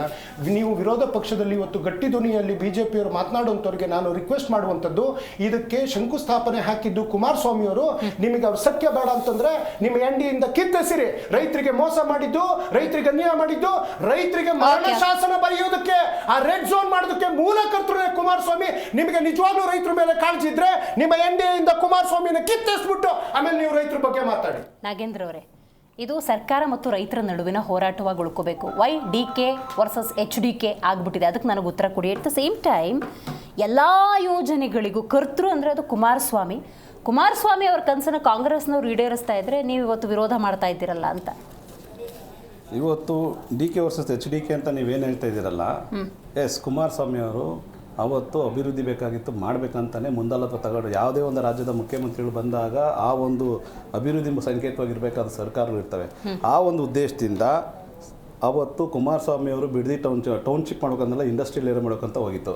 ಅವತ್ತು ಇದೇ ಥರ ರೈತರು ಹೋರಾಟ ಮಾಡಿದಾಗ ಕೂಡಲೇ ಎಚ್ಚೆತ್ಕೊಂಡು ರೈತರಿಗಿಂತ ದೊಡ್ಡದೇನಿಲ್ಲ, ರೈತರ ಸೇವೆನೇ ಮುಖ್ಯ ಅಂದ್ಕೊಂಡು, ರೈತರ ಮಣ್ಣಿನ ಮಗ ಅಂದ್ಕೊಂಡು ಒಂದು ಕೀರ್ತಿರಂತ ಕುಮಾರಸ್ವಾಮಿ ಅವರು ಕೂಡಲೇ ಅದನ್ನೇನು ಮಾಡಿದ್ರು, ಇದನ್ನು ಕೈ ಬಿಟ್ಟಾಗ ರೆಡ್ ಝೋನ್ ಮಾಡಿದ್ರು. ರೆಡ್ ಝೋನ್ ಯಾಕೆ ಮಾಡಿದ್ರು ಅಂತಂದರೆ, ನಾವು ಇವಾಗ ಅದು ಟೌನ್ಶಿಪ್ ಮಾಡ್ತೀವಿ ಅಂತ ಒಂದು ನಾಮಕರಣ ಅಂತ ಮಾಡಿ, ನಾವು KDB ಮಾಡ್ತೀವಿ ಅಂತ ಒಂದು ನಾಮಕರಣ ಮಾಡಿದಾಗ ಮತ್ತೆ ಇದು ರಿಯಲ್ ಎಸ್ಟೇಟ್ ಮಾಫಿಯಾ ಕ್ರಿಯೇಟ್ ಆಗಬಾರ್ದು, ರೈತರ ಭೂಮಿನ ಕಳ್ಕೊಂಬಾರ್ದು, ಇಂಥ ಒಂದು ಕಿಚ್ಚಿರೋದು ಮತ್ತು ಇಂಥ ಒಂದು ಸಮೃದ್ಧಿ ಇರೋ ರಾಜ್ಯನ ಒಂದು ಪ್ರದೇಶನ ಕಳ್ಕೊಂಬಾರ್ದು ಅಂತೇಳಿ ರೆಡ್ ಝೋನ್ ಮಾಡಿತ್ತು ಸತ್ಯ. ಆದರೂ ಒಪ್ಕೊಂತ ಇದ್ದೀವಿ ನಾವು ಕುಮಾರಸ್ವಾಮಿ ಅವರು. ಇವತ್ತು ನೀವು ಬಂದಿದ್ದೀರ ನಿಮ್ಮ ಸರ್ಕಾರ, ಇವತ್ತು ಇಷ್ಟು 500 ದಿವಸಗಳಿಂದ ಅಂಗಲಾಚಿ ಬೇರಾಡ್ಕೊಂಡು ಇವತ್ತು ರಾತ್ರಿ ಆಗಲೂ ಒಂದೇ ಊಟ ನೀರು ಬಿಟ್ಟು ಇವತ್ತು ಇಷ್ಟು ಬೇರಾಡ್ಕೊಂತ ಇದ್ದಲ್ಲ, ಯಾಕೆ ನೀವು ಕೈ ಬಿಡ್ತಾ ಇಲ್ಲ? ಇವತ್ತು ಹೋಗ್ಲಿ, ನಿಮ್ಮ ಅಭಿಪ್ರಾಯ ಏನಿದೆ? ಟೌನ್ಶಿಪ್ ಅಂದ್ರೆ ಏನು? ಮನೆಗಳು ನಿರ್ಮಾಣ. ಇವತ್ತು ನಿಮ್ಮ ವಿಲಾಗಳಿದಾವಲ್ಲ, ಒಂದೊಂದು ವಿಲಾ ಕಾಸ್ಟ್ ಎಷ್ಟಿರ್ಬೋದು ಹೇಳಿ? 5-6 ಕೋಟಿ ಇರಬೇಕು ಒಂದು ವಿಲಾ. ಒಂದು 2000 ಸ್ಕ್ವೇರ್ ಫೀಟ್ ಇರೋಂಥ ವಿಲಾ ಬಂದು 5ರಿಂದ 6 ಕೋಟಿಗೆ ಸೇಲ್ ಇದೆ. ಇವತ್ತು 1 ಎಕರೆ ಭೂಮಿ ನೀವು 2.5 ಕೋಟಿ ಕೊಡ್ತೀರಾ. ಆ 2.5 ಕೋಟಿಯಲ್ಲಿ 80% ಜನ ರೈತರೇನಿದ್ದಾರಲ್ಲಿ ಎಲ್ಲ ಅರ್ಧ ಎಕರೆ 5 ಕುಂಟೆ 3 ಕುಂಟೆ 10 ಕುಂಟೆ ಇರೋರು 80% ರೈತರಿದ್ದಾರೆ. ಎಷ್ಟು ಕೋಟಿ ಎಷ್ಟಿರಿ, ಎಷ್ಟು ಜನ ಕಿತ್ತಂದು ಕೊಡ್ತೀರಿ? ಇವತ್ತು ನೀವೇ ನೋಡ್ತಾ ಇದ್ದಂಗೆ ಇವತ್ತು ಅಲ್ಲಿ 10 ಲಕ್ಷ ಮರಗಳು ಇವತ್ತು ಅಲ್ಲಿ ವಿಜೃಂಭಿಸ್ತಾ ಇದ್ದಾವೆ. ಮಲೆನಾಡಿದ್ದಂಗಿದೆ. ಇವತ್ತು ಬಿಡದಿ ಅಂತ ಟೌನ್ಶಿಪ್ ನೋಡೋಕೆ ಹೋದರೆ ಒಂದು ಸಮೃದ್ಧಿ, ಇವತ್ತು ನಿಸರ್ಗಮಯ, ಇವತ್ತು ಭೂಮಿ ತಾಯಿ ಎದ್ದು ಕುಣಿತಾಳೆ ಹಸುರ್ಮಯವಾಗಿ. ಅಂಥ ಜಾಗನ ನೀವು ಟೌನ್ಶಿಪ್ ಮಾಡೋಕೆ ಹೋಗ್ತಿದ್ದಲ್ಲ. ಉದ್ದೇಶ ಏನು? ರಿಯಲ್ ಎಸ್ಟೇಟ್ ಮಾಫಿಯಾ ಹೆಂಗಾಗ್ತಾ ಇದೆ ಅಂದರೆ, ಇವತ್ತು KDB ಡೆವಲಪ್ಮೆಂಟ್ಗೆ ಹೋಗಿಲ್ಲ, ಅಲ್ಲಿ ಹೋಗಿರೋದು ಯಾವ್ದು GBDA ಹೋಗಿರೋದು, GBDA ಆಯ್ತಾ. KDB ಇಂದ ಇವ್ರಿಗೆ 1,55,000 ಎಕರೆಗಳು ಅಲಾಟ್ ಆಗಿದೆ, ಅಕ್ವೈರ್ ಆಗಿದೆ ಇಡೀ ರಾಜ್ಯದಲ್ಲಿ 1,55,000 ಎಕರೆ. ಅದರಲ್ಲಿ ಇವರು ಕೊಟ್ಟು ಅಲಾಟ್ ಮಾಡಿರೋದು 41,000 ಎಕರೆ. ಇವತ್ತು ರೈತರು ಏನು ಇವತ್ತು ಇವ್ರಿಗೆ ಫೇವರ್ ಆಗಿರೋ ಬಂದಿರಂತ ಇದ್ರಲ್ಲ, 518 ರೈತರಲ್ಲಿ 465 ಜನ ರೈಲು ಅಪೀಲ್ ಇದು ಕೋರ್ಟ್ ಹೋಗಿ ಅಪೀಲ್ ಹಾಕೊಂಡಿದ್ದಾರೆ. ನಾವು ಬೇಡ ಕೈ ಬಿಡಿ ನಮಗೆ ಸರ್ವೆ ಮಾಡಬಹುದಾ? ಮಾಡಂಗಿಲ್ಲ ಮೇಡಮ್. ಕೋರ್ಟ್ ಇವತ್ತು ಏನಾಗ್ತಿದೆ, ಕೋರ್ಟ್ ಕಾನೂನು ಡೇಟ್ ಆಗ್ತದೆ. ಇವಾಗ ಅಪ್ಲಿಕೇಶನ್ ಹಾಕಿದ್ದಾರೆ, ಇವ್ರ ಕಡೆ ಅಡ್ವೊಕೇಟ್ ಆಫ್ ಜನರಲ್ ಇರ್ತಾರಲ್ಲ, ಹೋಗಿ ಡೇಟ್ ತಗೊಂತಾರೆ. ಡೇಟ್ ತಗೊಂಡು ಸರ್ವೆ ಮಾಡಿ ಇಲ್ಲಿ ಏನ್ ಬೇಕು ಅಕ್ವಿಸಿಷನ್ ಮಾಡ್ಕೊಂಡು 4161 ಮಾಡಿ ನಾವು ನಿಮ್ಗೆ ಕೋರ್ಟಲ್ ಫೀಸ್ ಕಟ್ಟಿ ತಗೊಳ್ಳಿ ಅನ್ನೋ ಒಂದು ಉದ್ದೇಶಕ್ಕೆ ಹೋದ್ರು. ಇವತ್ತು ಪೋಸ್ಟ್ಪೋನ್ ಎಲ್ಲ ಗ್ಯಾಪ್ ಅಲ್ಲಿ ಮಾಡ್ಕೊಬೇಕು ಇವ್ರು ಅಷ್ಟೇ. ಇವತ್ತು 18,000 ಕೋಟಿ ಪ್ರಾಜೆಕ್ಟ್ ಸರ್ಕಾರಕ್ಕೆ ಲಾಭ ಕೊಡ್ತಾ ಇರೋದು 33,000 ಕೋಟಿ ಪ್ರಾಜೆಕ್ಟ್ಗೆ ಈ ಟೌನ್ಶಿಪ್ ಒಂದು ಕ್ರಿಯೇಟ್ ಆಗ್ತಾ ಇರೋದು. ಅದರಲ್ಲೂ ಕೂಡ ಇವ್ರು ತಗೊಂತ ಇರೋದು BMRD ಇಂದ 3,550 ಕೋಟಿ ಇವರು ಸಾಲ ತಗೊಂತ ಇದ್ದಾರೆ. BDA ಇಂದ 2,000 ಕೋಟಿ ಸಾಲ ತಗೊಂತ ಇದ್ದಾರೆ. 12,000 ಕೋಟಿ ಹುಡ್ಕೋ ಕಂಪ್ನಿಯಿಂದ ತಗೊಂತ ಇದ್ದಾರೆ. ಹುಡ್ಕೋ ಕಂಪ್ನಿ ಕೇಳಿದ್ರು ಕ್ವಶನ್, ನಾವು ನಿಮ್ಗೆ 12,000 ಕೋಟಿ ಕೊಡ್ಬೇಕಂದ್ರೆ ನಮ್ದು ಕಂಪ್ನಿ ಒಂದು ಕಂಡೀಷನ್ ಇದೆ ಅಂತಂದ್ರು. ಏನ್ ನಿಮ್ ಕಂಡೀಷನ್ ಅಂತಂದ್ರೆ 9,000 ಕೋಟಿ ನೀವು ಅಡಮಾನ ಕೊಡ್ಬೇಕು. ಯಾರನ್ನ ಅಡಮಾನ ಇಕ್ತೀರಿ ನೀವು? ನಿಮ್ಮೆಲ್ಲ ಸಚಿವ ಸ್ಥಾನಗಳು ಇರೋರೆಲ್ಲ ಸಚಿವ ಸ್ಥಾನಗಳು ಆಸ್ತಿಗಳು ತಗೊಂಡಾಗ ಅಡಮಾನ ಹಾಕ್ತೀರಾ? ಮನೆ ಮುಖ್ಯಮಂತ್ರಿಗಳೇ ನಿಮ್ಮ ಆಸ್ತಿ ತಗೊಂಡಾಗ ಅಡಮಾನ ಹಾಕಿ 9,000 ಕೋಟಿ ತರ್ತಾ ಇದ್ದೀರಾ. ಇವತ್ತು ನಮ್ಮ ರಾಜ್ಯದ ತೆರಿಗೆಯಲ್ಲಿ ಕಟ್ಟಡಗಳು ಮತ್ತೆ ಅಭಿವೃದ್ಧಿ ಇರೋ ಪಾರ್ಕ್ಗಳು, CA ಸೈಟ್ಗಳು ಎಲ್ಲ ತಗೊಂಡು ಅಡಮಾನ ಹಾಕ್ತಾ ಇದ್ದೀರಿ. ಇವತ್ತು ಅಲ್ಲಿ ಹುಡ್ಕಾ ಕಂಪ್ನಿಗೆ ಏನಂತ ಹೇಳಿದೆ, ಹುಡ್ಕಾ ಕಂಪ್ನಿ ಕಂಡೀಷನ್ ನಂಬರ್ 2 ಏನಿದೆ, ನೀವು ರೈತರು 80% ರೈತರು ಕೂಡ ಒಪ್ಪಿಗೆ ಪತ್ರ ಇರಬೇಕಂತ ಸರ್ಕಾರ ಕ್ಯಾಬಿನೆಟ್ ಪಾಸ್ ಮಾಡ್ಕೊಳ್ಳುತ್ತೆ. ಎಲ್ಲ ರೈತರು ಒಪ್ಪಿಗೆ ಇದೆ ಅಂತೇಳಿ ಸರ್ಕಾರನೇ ಸುಳ್ಳು ಹೇಳ್ತಿದೆ ರೈತರಿಗೆ ಇಲ್ಲಿ. ಆ ರೀತಿಯಾಗಿ ನೀವು ಧ್ವನಿ ಎತ್ತಲಿಲ್ಲ ಅಲ್ಲ, ಧ್ವನಿ ಎತ್ತಕ್ಕೆ ರಾಜಕೀಯ ಅಂತ ಇದ್ದೀರಲ್ಲ. ಇವತ್ತು ಕುಮ್ಮತ್ ಕೊಟ್ಟಿದ್ದೀರಿ, ಪ್ರಚಾರ ಕೊಟ್ಟಿದ್ದೀರಿ, ನೀವು ರೈತರು ಇವತ್ತು ಸದನದ ಒಳ್ಳೆ ಪ್ರಶ್ನೆ ಕೇಳಿದ್ರಿ. ಇವತ್ತು ಇದೇ ಸದನದಲ್ಲಿ, ಇದೇ ಸರ್ಕಾರದ ಸದನದಲ್ಲಿ 250 ಪ್ರಶ್ನೆಗಳನ್ನ ನಾವು ಕೇಳಿದ್ವಿ ವಿರೋಧ ಪಕ್ಷ ಸ್ಥಾನದಲ್ಲಿ ನಿಂತ್ಕೊಂಡು. 250 ಪ್ರಶ್ನೆಗಳಿಗೆ 30 ಪ್ರಶ್ನೆಗಳಿಗೆ ಉತ್ತರ ಕೊಡಕ್ಕಾದ್ರೆ 34 ಸಚಿವರು ಆಬ್ಸೆಂಟ್ ಆದ್ರು. 4 ಬಾರಿ ಅದೇ UT ಖಾದರ್ ಸ್ಪೀಕರ್ ಅವರು ಇದ್ದಾಗ ಹೇಳ್ತಾರೆ, ಅವ್ರು ಕೇಳ್ತಾರೆ ಪ್ರಶ್ನೆಗೆ ಉತ್ತರ ಕೊಡಿ, ಸದನದಲ್ಲಿ ಪಲಾಯನ ಮಾಡಬೇಡಿ, ಅವಮಾನ ಆಗುತ್ತೆ ಸದನಕ್ಕೆ ಅಂತಂದ್ರು. ಆ ಕೇಳ್ದ ಕೂಡ ಅವರು ಬರ್ಲಿಲ್ಲ. ಅವಾಗ ಏನ್ ಮಾಡ್ರು, ಅವರೇ ಬಿಟ್ಟಿದ್ರು. ಇವತ್ತು ನಮ್ಮ ಪ್ರಶ್ನೆ ಇಷ್ಟೇ ಮೇಡಮ್, ಇವತ್ತಿರೋದು ಅಲ್ಲಿರಂತ ರೈತರ ಬಾಳ್ನ ಇವತ್ತು ನೀವು ಬೀದಿ ಪಾಳು ಮಾಡಕ್ಕೆ ಹುನ್ನಾರ ಮಾಡ್ತಿದ್ರಲ್ಲ. ನಿಮ್ಮ ಲಾಭದಾಯಕವಾಗಿ ಟೌನ್ಶಿಪ್ ಮನೆಗಳು ಯಾರು ಬೇಕು? ನೀವು ಕಟ್ಟರ ಮನೆಗೆ 5 ಕೋಟಿ ಹೋಗುತ್ತೆ. 2,000 ಸ್ಕ್ವೇರ್ ಮನೆ ಕಟ್ಟಿ ಒಂದು ವಿಲಾ ಕಟ್ಟರೆ 5,000 ಕೋಟಿಗೆ ಹೋಗುತ್ತೆ. ಇವತ್ತು ನೀವು ಬೆಳೆದಿ ಬಂದಿರೋ ರೀತಿ ಯಾವ ಮಟ್ಟಕ್ಕಿದೆ ಅಂದ್ರೆ ಲುಲ್ಲು ಮಾಲ್ ಗಂಟ ಬೆಳೆದೈತಿ. ಇವತ್ತು ನಿಮ್ಮ ಲುಲ್ಲು ಮಾಲ್ ಗಂಟ ಹೋಗಿ ಟ್ಯಾಕ್ಸ್ ಕಟ್ಟಲೇಬೇಕಪ್ಪ, ಟ್ಯಾಕ್ಸ್ ಕಟ್ಟಲೇಬೇಕು. ನೀವು ರೈತರ ಮಗ ಆಗಿ ಬೆಳೆದು ತಿಂದು ಏನಾದ್ರು ನೀವು ಆಗಿದ್ರೆ ಇವತ್ತು ನಿಮ್ಗೆ ರೈತರ ಸಮಸ್ಯೆ ಗೊತ್ತಾಗ್ತಾ ಇತ್ತು. ಇವತ್ತು ನೀವು ಟ್ಯಾಕ್ಸ್ ಕಟ್ಟೋರಲ್ಲ, ರೈತರ ಸಮಸ್ಯೆಗಳು ಕಾಣಿಸ್ತಾ ಇಲ್ಲ. ಯಾಕಂದ್ರೆ ನೀವು ಟ್ಯಾಕ್ಸ್ ಕಟ್ಟೋರು, ಇವತ್ತು ಟ್ಯಾಕ್ಸ್ ಕಟ್ಟೋಸ್ಕರ ಈ ತರ ಟೌನ್ಶಿಪ್ ಮಾಡಿದ್ರೆ 1,000 ಕೋಟಿ ಟ್ಯಾಕ್ಸ್ ಕಟ್ಟಬಹುದು ಮೇಡಮ್. ಇವತ್ತು ರೈತರನ್ನ ಬಾಳ್ನ ಇವತ್ತು ಕಣ್ಣೀರ್ ಆಗ್ತಾ ಇರಲ್ಲ. ಈ ಸರ್ಕಾರಕ್ಕೆ ಒಂದೇ ಒಂದು ಹೇಳ್ತೀನಿ, ಫಸ್ಟ್ ನಿಮ್ಮ ಸಚಿವ ಸಂಪುಟ ವಿಸ್ತರಣೆ ಮಾಡ್ರಿ ಮುಖ್ಯಮಂತ್ರಿಗಳೇ. ಇವತ್ತು ನಮ್ಮ ಶಿಕ್ಷಣ ಮಂತ್ರಿ ಯಾರಂತ ಗೊತ್ತಿಲ್ಲ, ಕೃಷಿ ಮಂತ್ರಿ ಯಾರಂತ ಗೊತ್ತಿಲ್ಲ. ಹೊರ ರಾಜ್ಯದಿಂದ ಫೋನ್ ಮಾಡಿ ಕೇಳ್ತಾರೆ, ಯಾರು ನಿಮ್ಮ ಕೃಷಿ ಮಂತ್ರಿ, ಯಾರು ನಿಮ್ಮ ಶಿಕ್ಷಣ ಮಂತ್ರಿ, ಯಾರು ನಮ್ಮ ಶಿಕ್ಷಣ ಮಂತ್ರಿ, ನಮ್ಮ ಕೃಷಿ ಮಂತ್ರಿ, ನಮ್ಮ ಮುಖ್ಯಮಂತ್ರಿನೇ. ಅಂದ್ರೆ ಮುಖ್ಯಮಂತ್ರಿಗೆ ಯಾರು ಇಲ್ವಾ ಅಲ್ಲಿ ಸಚಿವರಿಗೆ ಇಲ್ವಾ ಕ್ಯಾಬಿನೆಟ್ ಅಲ್ಲಿ, ಯಾರು ಸೀನಿಯರ್ಗಳು ಇಲ್ವಾ ಅಲ್ಲಿ? ಇವತ್ತು ನೀಚವಾಗಿ ಮಾತಾಡ್ತಾ ಇದ್ರೆ ಸರ್ಕಾರ ಬಗ್ಗೆ.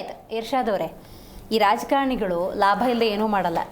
ಏನ್ ಇನ್ವೆಸ್ಟ್ ಮಾಡಿ ಎಷ್ಟು ತಗೋಬೇಕು ಅಂತ ಅನ್ಕೊಂಡಿದ್ದಾರೆ ಅಂತ ಅನ್ಸುತ್ತೆ ಬಿಡದಿಲ್ಲ ಮೇಡಮ್. ಇದು ಬಿಸ್ನೆಸ್ ಮೇಡಮ್, ಇದು ರಾಜಕಾರಣ ಮಾಡ್ತಾ ಇಲ್ಲ ಇಲ್ಲಿ. ಬಿಸ್ನೆಸ್ ನಾನ್ ಮಾಡ್ಬೇಕು ನೀನ್ ಮಾಡ್ಬೇಕು ಅಂತ ಜಗಳಾಡಿರ್ತಾರದು ಅಷ್ಟೇ. ಇವತ್ತು ನಾನಿರೋ ಟೈಮ್ ಮಾಡಿದ್ರೆ ನಾನು ದುಡ್ಡು ಮಾಡ್ತಾ ಇದ್ದೆ, ನಾನು ಬಿಟ್ಟಿದ ತಕ್ಷಣ ನೀವು ಮಾಡ್ತಾ ಇದ್ರಿಲ್ಲ. ಯಾವುದೇ ಕಾರಣಕ್ಕೆ ನಾನು ದುಡ್ಡು ಮಾಡ್ಕೊಡಲ್ಲ, ಲಾಭ ಮಾತ್ರ ಮಾಡಕ್ ಬಿಡಲ್ಲ ಅಂತ. ನಿಜವಾಗ್ಲೂ ರೈತರ ಬಗ್ಗೆ ಅಷ್ಟು ಕಾಳಜಿ ಕಾಂಗ್ರೆಸ್ ಜನತಾದಳಕ್ಕೆ ಇದ್ರೆ ಮೇಡಮ್, ಆವಾಗಲೇ ಕಾಂಗ್ರೆಸ್ ವಕ್ತಾರರು ಹೇಳ್ತಾ ಇದ್ರು, ಇದು ಕುಮಾರಸ್ವಾಮಿ ಅವರು ಹಾಕಿರೋ ನೋಡಿರೋ ಕನ್ಸಿದು, ಅವ್ರು ಹೋಗೋ ಟೈಮಲ್ಲಿ ರೆಡ್ ಝೋನ್ ಮಾಡ್ಬಿಟ್ಟು ಹೋದ್ರು ಅಂತ. ಸರಿ, ಅವ್ರು ಏನೋ ಮಾಡ್ಬಿಟ್ಟು ಹೋದ್ರು, ತಪ್ಪು. ಸರ್ಕಾರ ನಿಮ್ದಿದೆ ತಾನೇ, ಇವತ್ತು ನೀವು ಗ್ರೀನ್ ಮಾಡಿ. ಅದು ಮಾಡಲ್ಲ, ಅವ್ರು ಮಾಡಿಬಿಟ್ಟೋದ್ರೆ ನಾವು ಒಂದೇ ಮುಂದುವರ್ಸ್ಕೊಂಡು ಹೋಗ್ತೀವಿ ಅಂತ ಮಾತು. ಯಾವುದೇ ಕಾರಣಕ್ಕೆ ನಾವು ರೈತರ ಪರವಾಗಿ ಇದೀವಿ ಅಂತ ಹೇಳ್ಕೊಳ್ಳೋದು ಭಾಳ ಈಸಿ ಮೇಡಮ್. ಆದ್ರೆ ಅವ್ರು ನಡ್ಕೊಳ್ಳೋ ರೀತಿ ನೀತಿಗಳಿದೆಯಲ್ಲ, ಅದು ರೈತರ ಪರವಾಗಿ ಇದೆಯಾ ಅನ್ನೋದು ಜನ ನೋಡ್ತಾ ಇದ್ದಾರೆ. ಇದರಲ್ಲಿ ಏನ್ ಗೊತ್ತಾ, ಬರೀ ಮಾತಾಡ್ಕೊಂಡಿದ್ರೆ ಯಾವುದೇ ಕಾರಣಕ್ಕೆ ಏನೂ ಆಗಲ್ಲ. ನೀವು ನಿಜವಾಗ್ಲೂ ರೈತರ ಪರವಾಗಿ ಏನಾದ್ರು ಮಾಡ್ಬೇಕಂದ್ರೆ ಎಂತೆಂತ ಟೆಕ್ನಾಲಜಿ ಇದೆ ಮೇಡಮ್. ಇವತ್ತು ಅದ ರೈತರು ಕರ್ಕೊಂಡೋಗಿ ಆ ಥರ ಟೆಕ್ನಾಲಜಿ ತೋರಿಸಿ ರೈತರ ಭೂಮಿಯಿಂದಾನೇ ನೀವು ಆದಾಯಗಳು ಮಾಡ್ಬೇಕು ಅಂತ ತೋರಿಸ್ಕೊಡಿ. ಅದು ಯಾವ್ದು ಕಾರಣಕ್ಕೆ ಮಾಡಲ್ಲ. ಅಲ್ಟಿಮೇಟ್ ಮಾತಿದು ಮಾಡಬೇಕು ಮೇಡಮ್. ವಿಷನ್ ಇರೋ CM ಅಂತಾರಲ್ಲ, ನಿಜವಾಗ್ಲೂ ವಿಷನ್ ಇರೋ CM ಕರ್ಕೊಂಡೋಗಿ ತೋರಿಸ್ಲಿ ಬೇರೆ ಕಡೆ, ಸ್ವಲ್ಪ ನೀರಲ್ಲಿ ಯಾವ ತರ ಬೆಳೆ ಬೆಳೆಸ್ಬೋದು ಅಂತ. ಅದ್ ಯಾವ CM ಮಾಡಲ್ಲ, ಯಾವ ರಾಜಕಾರಣಿನೂ ಮಾಡಲ್ಲ. ಬರೀ ರಿಯಲ್ ಸ್ಟೇಟ್ ಮಾಡಬೇಕು. ಅಪೋಸಿಷನ್ ಲೀಡರ್ ಹೇಳ್ತಾ ಇದ್ರು ರಿಯಲ್ ಸ್ಟೇಟ್ ಮಾಡಕ್ ಬಂದಿದ್ದಾರಂತ. ಅವ್ರೇನೋ ರಿಯಲ್ ಸ್ಟೇಟ್ ಮಾಡಕ್ ಬಂದಿದ್ದಾರೆ. ನೀವೆಲ್ಲೋ ಕೂತ್ಕೊಂಡಿದ್ದೀರಾ? ಹೇಳ್ರಿ ಅವ್ರಿಗೆ. ಅಪೋಸಿಷನ್ ಅಲ್ಲಿ ಲೀಡರ್ ಕೂತ್ಕೊಂಡಿರೋ ಸ್ಥಾನದಲ್ಲಿ ಆ ಸ್ಥಾನಕ್ಕಾದ್ರೂ ಗೌರವ ಕೊಡಿ. ನೀವು AP ಆಗಿರೋದ್ರಿಂದ ಇನ್ನೊಂದು ಕುತೂಹಲ, ಒಂದು ವಿಡಿಯೋ ನೋಡ್ತಾ ಇದ್ದೆ. ಬಿಡದಿ ಟೌನ್ಶಿಪ್ಗೆ ಸಂಬಂಧಪಟ್ಟಂತೆ ಅಲ್ಲಿ ಕೆಲವರ ಮನಸ್ಥಿತಿ ಹೆಂಗಿದೆ ಅಂದರೆ ಟೌನ್ಶಿಪ್ ಆಗಬೇಕು ಅಂತ ಪ್ರೂವ್ ಮಾಡೋದಕ್ಕೆ ಪಂಪ್ ಸೆಟ್ಟಲ್ಲಿ ನೀರು ಬರ್ತಾ ಇದೆ, ಆ ನೀರು ಕಲುಷಿತ ಅಂತ ಪ್ರೂವ್ ಮಾಡಬೇಕು. ನೀರು ಬರ್ತಿದೆ, ಶುದ್ಧವಾಗಿರೋ ನೀರು ಬರ್ತಿದೆ, ಆ ಕಡೆ ದೂರದಲ್ಲಿ ಒಂದು ಸೋಪ್ ಹಾಕ್ಬಿಟ್ಟು ನೋಡಿ ಹೆಂಗೆ ನೊರೆ ಬರ್ತಾ ಇದೆ ಅಂತ ಪ್ರೂವ್ ಮಾಡೋಕ್ಕೆ ಕೆಲವೊಂದು ಮನಸ್ಥಿತಿಗಳಿದ್ದಾವೆ. ಶುದ್ಧವಾದ ನೀರು ಬರ್ತಿದೆ, ಶುದ್ಧವಾಗಿ ಕೃಷಿ ಚಟುವಟಿಕೆಗಳಾಗ್ತಿದೆ, ದೂರಕ್ಕೆ ಸೋಪ್ ಹಾಕಿ ಅಲ್ಲಿ ನೊರೆ ಉತ್ಪಟ್ಟಿ ನೋಡಿ ಇಂಥ ಗಲೀಜು ನೀರು ಬರ್ತಾ ಇದೆ, ಇಲ್ಲಿ ಕೃಷಿ ಮಾಡಬೇಕಂತ ಹೇಳೋ ಕೆಲವೊಬ್ಬ ಮನಸ್ಥಿತಿಗೆ ನಿಮ್ಮ ಸಂದೇಶ ಏನು? ಮೇಡಮ್, ಯಾವುದೇ ಕಾರಣಕ್ಕೆ ಅಂಥ ಮನಸ್ಥಿತಿ ಇರೋರಿಗೆ ಹತ್ರನೂ ಸೇರಿಸ್ಬೇಡ್ದು. ಆ ನೀರು ಕೆಟ್ಟೋಗಿದೆ ಅಂದರೆ ಆ ನೀರಿಗೆ ಒಳ್ಳೆ ರೀತಿಯಲ್ಲಿ ಯಾವ ಥರ ಮಾಡ್ಬೇಕು ಅನ್ನೋದು ಕೆಲಸ ಮಾಡ್ಬೇಕು ಸರ್ಕಾರಗಳು. ಕೆಟ್ಟದಾಗಿದೆ ಅಂತ ಎಲ್ಲರೂ ಕೈ ತೋರಿಸ್ತಾರೆ. ಇವಾಗ ದೊಡ್ಡದಾಗಿ BJP ಅವ್ರು ಹೇಳ್ತಾ ಇದ್ರು, ನಾವು ರೈತರು 15th ಆಗಸ್ಟ್ ಟೈಮಲ್ಲಿ ಟೆರರಿಸ್ಟ್ಗಳು ಇದಕ್ಕೆ ಬಂದ್ರು ಅಂತ. ನಿಮ್ಮ ಹೋಮ್ ಮಿನಿಸ್ಟರ್ ಏನು ಕತೆ ಕಾಯ್ತಾ ಇದ್ರ ಆ ಟೈಮಲ್ಲಿ? ಇನ್ನವರೆಗೂ ಒಬ್ರ ಮೇಲೆ ಕೇಸ್ ತಗೊಂಡಿಲ್ಲ, ಒಬ್ರಿಗೂ ಯಾರು ಅರೆಸ್ಟ್ ಮಾಡಿಲ್ಲ, ಎಲ್ಲೋ ಆಚೆ ಕಳ್ಸಿಲ್ಲ. ಸುಮ್ಮನೆ ರಾಜಕಾರಣ ಮಾಡಕ್ಕೆ ಇಲ್ಲಿ ಕೂತ್ಕೊಂಡು ಏನ್ ಬೇಕಾದ್ರೂ ಮಾಡ್ಬೋದು.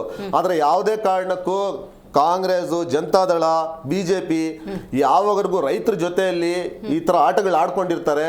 ಮುಂದಿನ ದಿನಗಳಲ್ಲಿ ರೈತರು ಅವ್ರ ತಕ್ಕಂಗೆ ಪಾಠ ಕಳಿಸ್ತಾರೆ. ಎಷ್ಟು ದಿವಸ ಅಂತ ಇವ್ರು ರಾಜಕಾರಣಗಳು ನೋಡ್ಕೊಂಡಿರೋದು ಮೇಡಮ್? ಮಾತಾಡಿದ್ರು ಹೋಯ್ತು ಜಯದೇವ್ ಅವರು, ಒಂದ್ಸತಿ ಮಾತಾಡಿದ್ಮೇಲೆ ಜನ ಅದನ್ನ ನಂಬ್ಕೋತಾರೆ.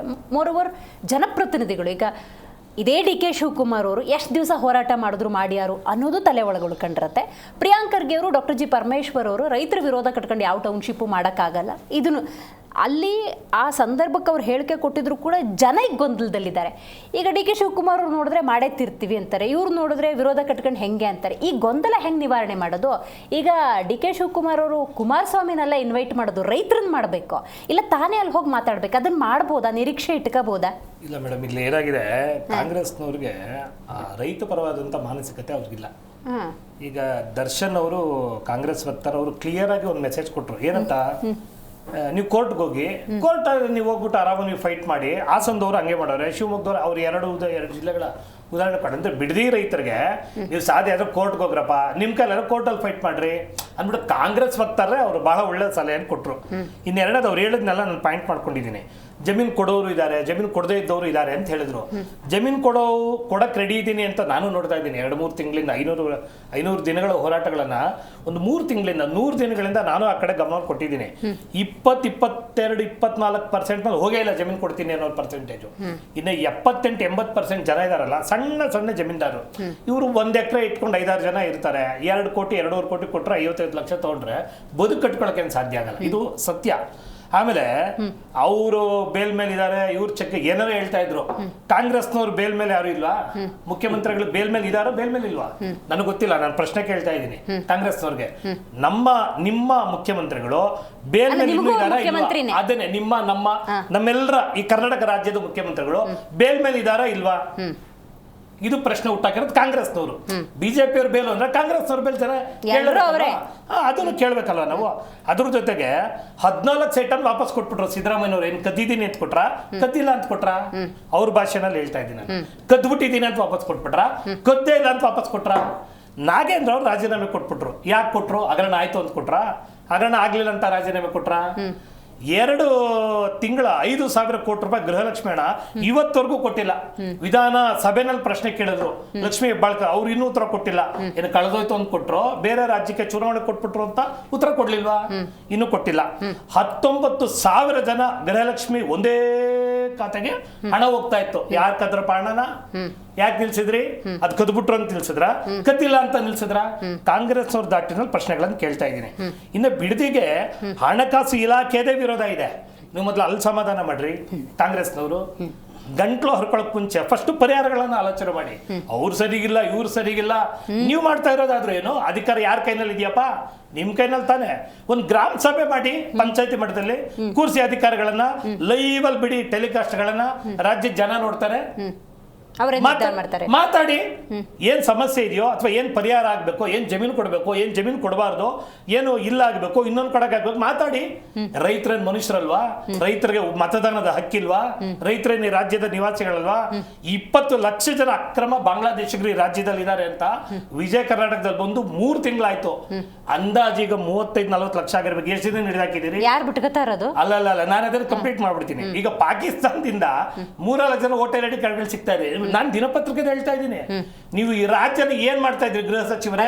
ರಾಷ್ಟ್ರದ ಗೃಹ ಸಚಿವರು ಏನ್ ಮಾಡಿದ್ದಾರೆ ಅಂತ ಇಂಪಾರ್ಟೆಂಟ್. ವೆಸ್ಟ್ ಬೆಂಗಾಲ್ ಅಲ್ಲಿ ಟೈಟ್ ಮಾಡಿದ್ಮೇಲೆ ಈಗ ಅವರೆಲ್ಲ ದಿಕ್ಕಾಪಾಲೋಗಡೆ ಇಲ್ಲಿ ಬಂದ್ಬಿಡ್ತಾವ್ರೆ ಬಹಳ ಸ್ವತಂತ್ರವಾಗಿದೆ ಅಂತ. ಇವತ್ತಿನ ಪೇಪರ್ ನೋಡಿ, ಇಲ್ಲಿ ಫುಲ್ ಸ್ವಾತಂತ್ರ್ಯ, ಡೋರು ಕಿಟಕಿ ಬಾಗ್ಲ ಎಲ್ಲ ಓಪನ್ ಆಗಬಿಟ್ಟು. ಸರಿ ಮುಗಿಸ್ಬಿಡ್ತೀನಿ. ಶಾಂತಿ ತೋಟ ಅಂದ್ಬಿಟ್ಟು ಮುಳುಗಳೆಲ್ಲ ಬೆಳೆಯಕ್ಕೆ ನೀವೇ ಗಿಡಕ್ಕೆ ನೀರ್ ಹಾಕ್ಬಿಟ್ರೆ ನಿಮ್ಮ ನೆಕ್ಸ್ಟ್ ಜನಾಂಗ, ನೆಕ್ಸ್ಟ್ ಸಂತತಿ ರಾಜ್ಯದಲ್ಲಿ ಬದುಕೋದಾದ್ರೂ ಹೆಂಗೆ, ಉಳಿಯೋದಾದ್ರೂ ಹೆಂಗೆ? ಏನಾದ್ರೂ ಅದ್ರ ಬಗ್ಗೆ ಒಂದ್ ಸ್ವಲ್ಪ ಗಮನ ಕೊಡ್ಬೇಕು ಗೃಹ ಸಚಿವರು. ಇಲ್ಲದೆ ಇರೋ ಇಲಾಖೆಗಳೆಲ್ಲ ಮಾತಾಡ್ಬಿಡಿ, ದಯವಿಟ್ಟು ಇರೋ ಇಲಾಖೆನ ಕಾಪಾಡಿ. ಇಲ್ಲಿ ಈ ರಾಜ್ಯದಲ್ಲಿ ಇದೆಲ್ಲ ಆದ್ಮೇಲೆ ದಲಿತರದು ಹಿಂದುಳಿದ ವರ್ಗದವರ ಮೀಸಲು ಹಣ ಬೇರೆದಕ್ಕೆ ಉಪಯೋಗಿಸ್ಬಿಟ್ರಲ್ಲ, ದಲಿತರಿಗೆ SC/ST ಗಳಿಗೆ ದ್ರೋಹ ಮಾಡಿದ್ಬಿಟ್ರಲ್ಲ, ಅದೇನ್ ಕೊಟ್ರು ಅಂತ ಮಾಡಿದ್ರು, ಕೊಡ್ಲಿಲ್ಲ ಅಂತ ಮಾಡಿದ್ರು ನೀವು ಕಾಂಗ್ರೆಸ್ನವರು. ನಿಮ್ ಸರ್ಕಾರದಲ್ಲಿ ಆಗ್ತಾ ಇರೋಂಥದ್ದು ನ್ಯಾಯ ಕೊಡಿ. ಇನ್ನಿರೋದು 2 ವರ್ಷ, ಈಗಲಾದ್ರೂ ಒಳ್ಳೆ ಹೆಸರು ತಗೊಳ್ರಪ್ಪ ಕಾಂಗ್ರೆಸ್ನವರು. ಜನಕ್ಕೆ ಒಳ್ಳೇದ್ ಮಾಡ್ರಿ. ಕಾಂಗ್ರೆಸ್ನವ್ರಿಗೆ ಖಂಡಿತ ಬರೋದಿಲ್ಲ ಬಿಡಿ, ಅವ್ರು ಬರೋದೇ ಇಲ್ಲ. ಈ ಕಾಂಗ್ರೆಸ್ನವ್ರಿಗೂ ನ್ಯಾಯ, ಸಾಮಾನ್ಯ ಜನರಿಗೂ ನ್ಯಾಯ, ರೈತರಿಗೂ ನ್ಯಾಯ ಮಾಡಬೇಡಿ. ಹೇಳೋ ಸಂವಿಧಾನ ನಡ್ಕೊಳ್ಳಿ ಹೆಂಗೆ. ರೈಟ್. ಇರ್ಷಾದ್ ಅವರೇ, ನಿಮ್ಮ ಸೊಲ್ಯೂಷನ್ ಏನು ಈ ಪರಿಸ್ಥಿತಿ ನೋಡಿದ್ರೆ, ನಿಮ್ಮ ವಿವೇಚನೆಯಲ್ಲಿ ಇದು ಮಾಡಿದ್ರೆ ಸೂಕ್ತ ಅನ್ನೋದಾದ್ರೆ ಒಂದ್ ಲೈನಲ್ಲಿ? ಮೇಡಮ್, ಒಂದು ಲೈನಲ್ಲಿ ಈ ಥರ ಸಮಸ್ಯೆಗಳಿಗೆ ಯಾವತ್ತು ಕೂತ್ಕೊಂಡು ಯಾವಾಗವರೆಗೂ ಚರ್ಚೆ ಮಾಡಲು ಏನು ಪರಿಹಾರ ಸಿಗಲ್ಲ ಮೇಡಮ್. ಎಲ್ಲೋ ಕೂತ್ಕೊಂಡು ನಾವೊಂದು ಜಾಗದಲ್ಲಿ ಅವ್ರೊಂದು ಜಾಗದಲ್ಲಿ ಕೂತ್ಕೊಂಡಿದ್ರೆ ಇನ್ನೂ 10 ವರ್ಷ ಹೋದ್ರೂ ಇದಕ್ಕೆ ಪರಿಹಾರ ಸಿಗಲ್ಲ. ಕೂತ್ಕೊಳ್ಬೇಕು, ಸರ್ಕಾರ ಮುಂದೆ ಹೋಗ್ಬೇಕು, ಜನ ಎಲ್ಲಿದ್ದಾರೆ ಅಲ್ಲೇ ಕೂತ್ಕೊಂಡು ಪರಿಹಾರ ಕೇಳಿದ್ರೆ ಸಿಗತ್ತೆ, ಜನನೇ ಕೊಡ್ತಾರೆ ಅದಕ್ಕೆ. ನಿಮ್ಮ ವಿವೇಚನೆಯಲ್ಲಿ ಇದು ಸೊಲ್ಯೂಷನ್? ಇವತ್ತು ಏನು ನಿಖಿಲ್ ಕುಮಾರಸ್ವಾಮಿ ಅವ್ರ ಮೇಲೆ, ಅನಿತಾ ಕುಮಾರಸ್ವಾಮಿ ಮೇಲೆ ಒಂದು ಆರೋಪ ಇದೆ, ಜಮೀನಿದೆ ಅಂತ ಹೇಳಿದ್ರು. ಘಂಟಾಘೋಷವಾಗಿ ನಿಖಿಲ್ ಕುಮಾರಸ್ವಾಮಿ ಅವರು ಸಾರ್ವಜನಿಕರಿಗೂ ಮಾತಾಡ್ತಾರೆ, ಏನು ನಮ್ಮ ಆಸ್ತಿಗಳಿದೆ ಇಲ್ಲಿ ಬಿಡದಿಯಲ್ಲಿರೋಂಥ ಏನು ನನ್ನ ಆಸ್ತಿ ಇದೆಯೋ ಅದು ಸ್ಕೂಲು, ಕಾಲೇಜು ಮತ್ತೆ ಆಸ್ಪತ್ರೆಗೆ ಸಾರ್ವಜನಿಕವಾಗಿ ನಾನು ಇಡ್ತೀನಿ ಅಂತ 3 ಜನ ಒಂದ್ಸತಿ ಮಾತಾಡ್ಕೊಂಡು ಅನೌನ್ಸ್ ಮಾಡ್ಬೇಕು, ಒಬ್ಬೊಬ್ರು ಒಂದೊಂದು ಎಕರೆ ಹೇಳ್ತಾರೆ. ಅದನ್ನ ಮಾಡಿದ್ರು. ಆ ರೀತಿಯಾದ ಒಂದು ಸ್ಟೇಟ್ಮೆಂಟ್ ಕೊಟ್ರಲ್ಲ, ಧೈರ್ಯ ಇದೆಯಲ್ಲ ರೈತರ ಮಧ್ಯೆ ನಿಂತ್ಕೊಂಡು, ಜನರ ಮಧ್ಯೆ ನಿಂತ್ಕೊಂಡು ಅಂತ ಒಂದು ಸ್ಟೇಟ್ಮೆಂಟ್ ಕೊಟ್ರಲ್ಲ, ನನ್ನ ಆಸ್ತಿನಿ ಇವತ್ತು ಆಸ್ಪತ್ರೆ, ಸ್ಕೂಲು, ಕಾಲೇಜುಗಳಿಗೋಸ್ಕರ ಮೀಸಲಾಗಿರ್ತೀನಿ, ಸಾರ್ವಜನಿಕ ಆಗಿದ್ರಲ್ಲ ಅಂತ ಒಂದು ಹೇಳಿಕೆ ಈ ಕ್ಯಾಬಿನೆಟ್ ಅಲ್ಲಿರೋಂಥ ಕಾಂಗ್ರೆಸ್ ಪಕ್ಷದ ಯಾರಾದ್ರೂ ಒಬ್ಬ ಸಚಿವರು ಹೇಳಕ್ಕಾಗುತ್ತಾ, ಒಬ್ಬ ಶಾಸಕ ಹೇಳಕ್ಕಾಗುತ್ತಾ? ಇವತ್ತು ನಾನು ಇಷ್ಟೇ ನಾನು ಕೇಳ್ತಾ ಇದ್ದು, ಇವತ್ತು ರೈತರ ಸಮಸ್ಯೆಗಳನ್ನ ಬಗೆಹರಿಸ್ತಿರೋ, ರೈತರಿಗೆ ಮರಣ ಶಾಸ್ತ್ರ ಬರೀತಿರೋ, ರೈತರನ್ನ ಎದುರಾಕೊಂಡಿರೋ ಒಂದು ಇವತ್ತು ನೀವು ನೋಡಿ ದೇಶದಲ್ಲಿ PM ನ ಪ್ರೈಮ್ ಮಿನಿಸ್ಟರ್ನೇ ಬಿಡ್ಲಿಲ್ಲ ರೈತರು. ನೀವ್ ಯಾವ ಲೆಕ್ಕ ರೀ ಸ್ವಾಮಿ ಮುಖ್ಯಮಂತ್ರಿಗಳೇ? ನೀವು ಇವತ್ತು ಇರೋದು ರೈತರಿಂದ, ರೈತರು ಎದುರಾಕೊಂಡ್ರೆ ನಿಮ್ ಸರ್ಕಾರ ಉಳಿಯಲ್ಲ. ಕೊನೆ ಮಳೆ ಇದು ಸರ್ಕಾರ ಕಾಂಗ್ರೆಸ್ ಪಕ್ಷಕ್ಕಿದೆ. ಜಯದೇವ್ ಅವರೇ, ನಿಮ್ ಪ್ರಕಾರ ಸೊಲ್ಯೂಷನ್? ಮೇಡಮ್, ಗ್ರಾಮ ಸಭೆಗಳನ್ನ ಮಾಡಿ ರೈತರಿಗೆ ನೇರ ಚರ್ಚೆ ರೈತರ ಜೊತೆ ಮಾಡಲಿ. ರಾಜಕೀಯ ಪಕ್ಷದವ್ರು ಬಿಟ್ಟಾಕಿ, ಸರ್ಕಾರದವ್ರು ಬಿಟ್ಟಾಕಿ, ರೈತರ ಜೊತೆ ಮಾತಾಡಿ, ಅವ್ರು ಮನವೊಲಿಸಿ ಅಥವಾ ಮನವರಿಕೆ ಮಾಡಿ. ದರ್ಶನ್ ಅವರೇ, ಮೂಡ ಅನ್ನೋ ವಿಚಾರನೂ ಬಂತು, ವಾಲ್ಮೀಕಿ ವಿಚಾರನೂ ಬಂತು. ಪಾರ್ವತಮ್ಮನವರು ಅವರ ಗೌರವಕ್ಕೆ ಧಕ್ಕೆ ಆಗಬಾರ್ದು ಅಂತ ಅವ್ರು ಕೊಟ್ಟಿರೋದು, ಮತ್ತು ಇವತ್ತು ಸುಪ್ರೀಂ ಕೋರ್ಟ್ ಆ ಕೇಸ್ಗೂ ಕ್ಲೀನ್ ಚಿಟ್ ಕೊಟ್ಟಿದೆ. ನಾನು ರಿಯಾಲಿಟಿ ಹೇಳ್ತಾ ಇರೋದು. ಇವತ್ತು DK ಶಿವಕುಮಾರ್ ಅವರ ವಿಚಾರದಲ್ಲಿ ಬೇಲಲ್ಲಿದ್ದಾರ ಅಂತ ಕೇಳಿದರು. ಸುಪ್ರೀಂ ಕೋರ್ಟ್ ಅವರ ಮೇಲೆ IT, ED, CBI ಏನು ಒಂದು ರಾಜಕೀಯ ಷಡ್ಯಂತ್ರಕ್ಕೆ ಕೇಸ್ ಹಾಕಿದ್ರು, ಅದರಿಂದ ಕ್ಲೀನ್ ಚಿಟ್ ಕೊಡುವಂಥ ಕೆಲಸ ಮಾಡಿದೆ. ಹಾಗೆಯೇ ಆಮ್ ಆದ್ಮಿ ಅರವಿಂದ್ ಕೇಜ್ರಿವಾಲ್ಗೆ B ರಿಪೋರ್ಟ್ ಸಲ್ಲಿಸೋದಕ್ಕಾಗಲಿಲ್ಲ, ಅದೇ ರೀತಿ ದ್ವೇಷ ಮಾಡೋದಕ್ಕೆ ಹೋದ್ರು, ಅಲ್ಲಿ ಮುಗ್ಗರಿಸಿ ಬಿದ್ದಿದ್ದಾರೆ. ಇದು ಒಂದು ವಿಚಾರ. ಇನ್ನೊಂದು ಹೇಳಿದ್ರು ಇವರು JDSನವರು ಏನು ಘೋಷಣೆ ಮಾಡಿಬಿಡ್ತಾರೆ, ಬರ್ಕೊಡ್ರಿ ದಾನಪತ್ರನ ಸರ್ಕಾರಕ್ಕೆ.